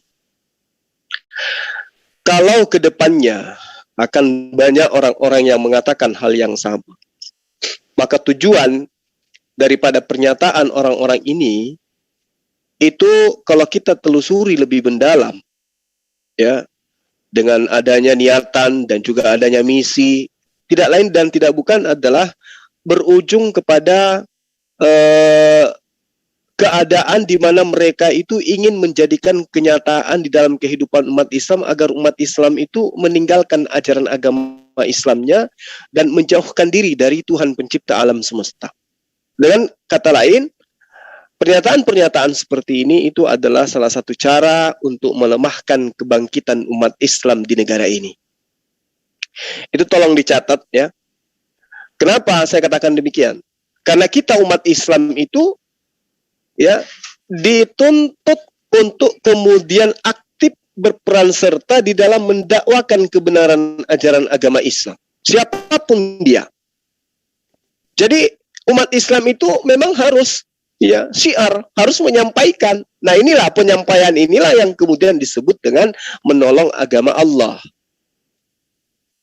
Nah, sehingga ada kekuatan-kekuatan yang kemudian sengaja digaungkan untuk supaya mematikan ya, apa yang menjadi obor ajaran Islam. Apa itu? Para mujahid, para kristolog, para habaib untuk mengajarkan bagaimana Islam itu bisa dipahami oleh orang di luar sana yang tidak mengenal Islam. Mulai dari serangan pemikiran, ya, ketidakadilan, perpecahan umat, kemiskinan, kebodohan, penindasan, diskriminasi, penyakit masyarakat, itu semua yang ingin kemudian menjadi sasaran empuk dilemahkannya ajaran agama Islam itu. Mereka mau kita itu hanya berpikir ya apa adanya tentang Islam. Ya sudahlah, Islam itu benar, habis itu udah selesai. Mereka itu maunya kayak begitu. Ketika kemudian umat Islam diwajibkan kemudian ya membela agama Allah, lalu kemudian ada orang yang mengajarkan hal-hal yang melemahkan itu tujuannya sudah sangat jelas tuh. Mereka ingin menihilkan, mereka ingin menghapuskan makna dari iman kepada Allah itu sendiri. Kenapa saya katakan demikian? Karena ketika kita beriman kepada Allah, maka konsekuensinya adalah kita cinta kepada Allah. Dan kalau cinta kepada Allah, artinya kita cinta untuk menjalankan syariat agama yang diwahyukan oleh Allah melalui perantaraan para nabi. Nah, cinta akan menghasilkan sebuah loyalitas terhadap Allah dan Rasul-Nya. Ketika kecintaan dan loyalitas kepada Allah ini bertumbuh, berkembang, maka ia akan berupa wujud kerelaan untuk berkorban apapun terhadap agama Allah. Ini yang membangkitkan iri, dengki, dan ketakutan orang-orang di luar sana. Ketika umat Islam itu mampu mengorbankan apapun yang dia punya untuk agama Allah, inilah yang paling ditakutin oleh mereka. Ini yang mereka paling takutin. Makanya ronrongan apapun dari luar untuk negara ini, yang mereka paling takutkan adalah kesatuan umat Islam di dalam melawan segala bentuk kezaliman terhadap negara ini. Ya, satu di antara poin garda terdepan yang paling ditakutkan musuh negara ini adalah umat Islam. Jika umat Islam itu tegak, teguh, sigap, ya, di dalam kemudian membela ajaran agamanya, maka itu sama halnya mereka saling bahu-membahu, mempereratkan persaudaraan, saling berangkulan untuk kemudian memperkuat posisi agama mereka sebagai satu kedikdayaan yang harus diperjuangkan. Nah, ini yang mereka tidak mau. Rasul Muhammad SAW itu bersabda, barang siapa di antara kalian melihat suatu kemungkaran, maka hendaklah ia merubah dengan tangannya. Jika tidak, maka bisa dengan lisannya. Dan jika tidak bisa dengan lisannya, maka dengan hatinya. Dan dengan hatinya itulah selemah-lemah iman. Dan mereka itu mau seperti itu. Kita nggak perlu lagi menyuarakan kebenaran. Kita tidak perlu lagi mengajak kepada kebenaran. Cukup mengetahui bahwa Allah itu ada. Islam itu begini, nggak perlu lagi disuarakan. Itu yang mereka kehendaki. Nah, sehingga umat Islam itu sangat tidak mau diam saat ditindas. Tidak mau umat Islam itu. Umat Islam itu tetap kokoh, tetap teguh dalam pendirian, memegang tali agama Allah. Oleh karena itulah kemudian, kalau Anda hanya berdasarkan atas kebencian, iri dengki terhadap Islam, sehingga Anda mengatakan hal-hal yang tidak Anda pahami sendiri, maka sekali lagi, saya, Zulkifli M. Abbas, akan mempermalukan Anda dengan menampar balik menggunakan data-data di dalam kitab Anda, di mana di dalam kitab Anda, semua hujatan yang Anda lontarkan tanpa ilmu kepada Islam, kepada Allah, kepada Rasulullah Muhammad SAW, itu justru kena nanti tulahnya. Apa tulahnya? Ternyata di kitab Anda jauh lebih naif, lebih naas daripada apa yang kamu sangkakan terhadap Allah. Bukti, kita sudah menunjukkan bagaimana kemudian orang yang membela Allah disebut sebagai pengacara dalam kitab Anda. Ini sangat-sangat memalukan kalau menurut akal sehat. Saya kira begitu ya sahabat-sahabat sekalian, netizen kita yang ada di luar sana, terima kasih atas dukungannya selama ini. Semoga kita semua tetap dalam lindungan Allah Subhanahu wa taala. Tetaplah teriakkan kemana-mana, salam satu Tuhan, kompak selalu menyuarakan membela agama Allah, menyuarakan kebenaran Islam. Sampaikan mesti satu ayat bahwa tidak ada Tuhan mati, tidak ada Tuhan dibunuh, tidak ada Tuhan ketiduran, tidak ada Tuhan ditangkap, tidak ada Tuhan disidang, tidak ada Tuhan dilahirkan, tidak ada Tuhan dibunuh oleh manusia, dan tidak ada Tuhan yang tidak bisa membuat dirinya menjadi Tuhan. Satu pertanyaan, jika ada kemudian manusia yang tidak bisa berbuat apa-apa dari dirinya sendiri, bagaimana mungkin kemudian pribadi yang tidak mampu berbuat ya apa-apa dari dirinya sendiri mampu membuat dirinya menjadi Tuhan pencipta alam semesta hanya karena modal melayang ke langit. Oke, saya kira demikian dari saya. Wabillahi taufiq wal hidayah. Assalamualaikum warahmatullahi wabarakatuh. Salam satu Tuhan. Allahu Akbar. Allahu Akbar. Terima kasih Gurunda kita, Gurunda Zulkifli Mabas atas closing statement-nya. Dan ada kawan-kawan lagi untuk melakukan closing statement. Saya MC, Pejuang Tauhid. Ada yang ingin menambahkan? Lanjut. Ini host kita ini sedang sholat asar dulu ya. Waktu asar udah tiba di daerah Bali. Nah, saya ambil alih untuk sementara.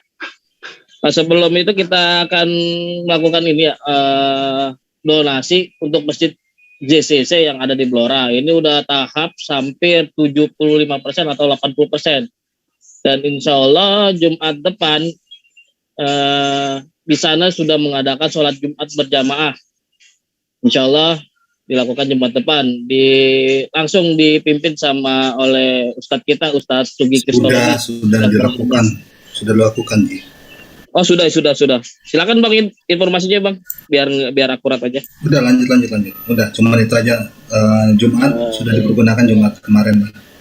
Siap. Berarti alhamdulillah sudah digunakan. Dan sudah 85%. Hampir 90%. Mohon maaf sebelumnya. Bila ingin berdonasi di Masjid JCC, silakan, itu tercantum di channel-channel yang berafiliasi dengan JCC. Silakan di deskripsi itu ada nomor rekening sementara atas nama Yanuar Ashar. Sofiandi Yanuar Ashar itu tertera di channel-channel yang berafiliasi dengan JCC. Silakan. Nah, untuk sementara ya, ini ada untuk yang kawan-kawan ya bila ingin minat untuk souvenir atau merchandise dari JCC, kunjungin tuh di JCC_Mars. Itu ada berapa merchandise dari JCC dan keuntungan itu akan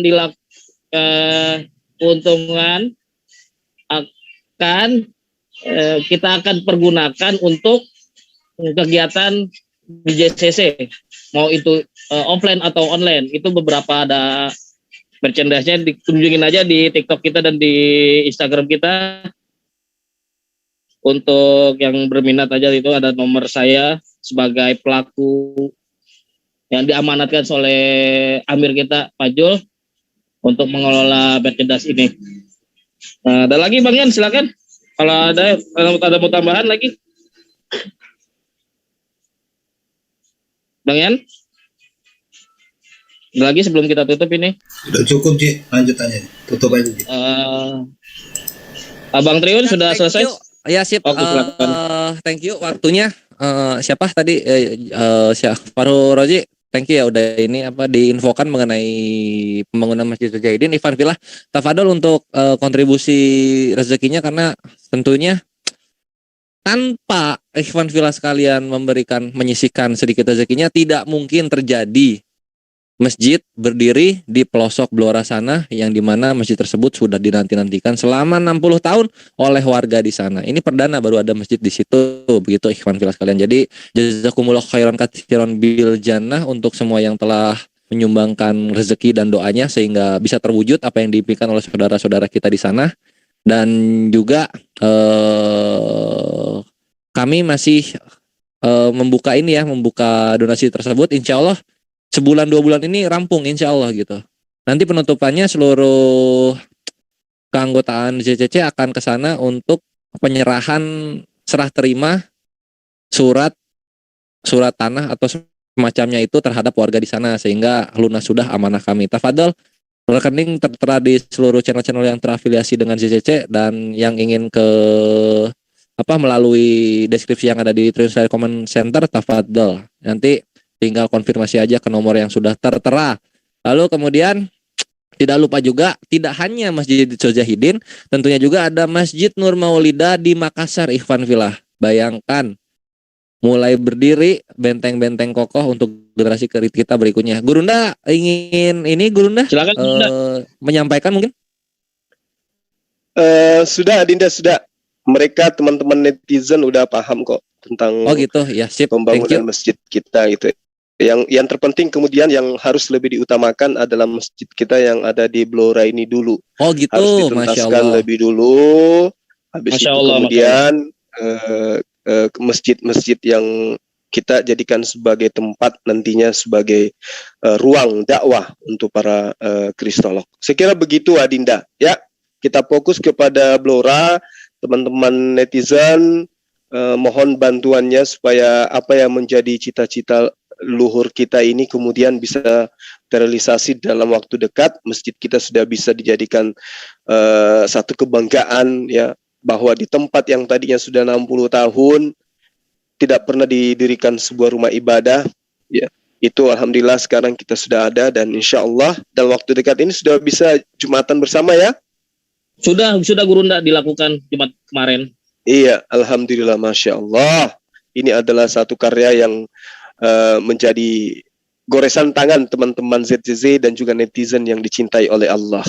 Nah, kalau di Blora 60 tahun, kalau masjid yang di Makassar itu sejak kerajaan Goa, itu tidak ada masjid didirikan di sana. Sejak Islam pertama masuk ke kerajaan Goa itu nggak ada masjid di situ. Nah, untuk itulah kemudian saya rasa kita konsentrasi dulu di Blora, habis itu kita konsentrasinya di masjid yang selanjutnya. Begitu, Adinda.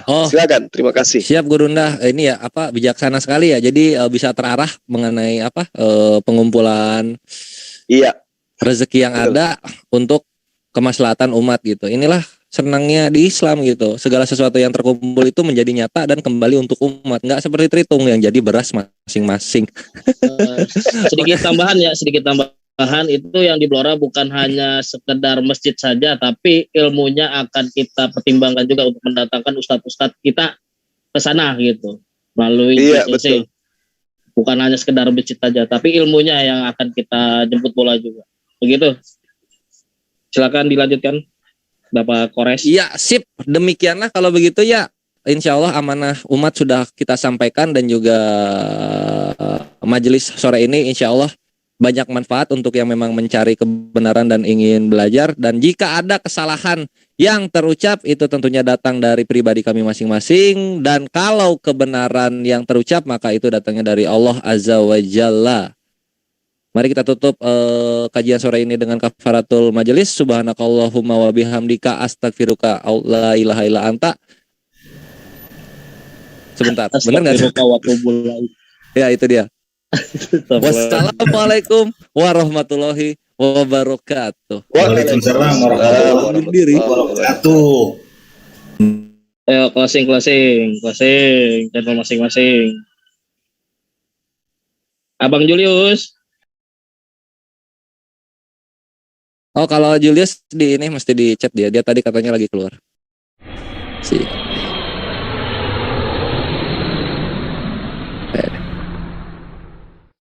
Ayo close.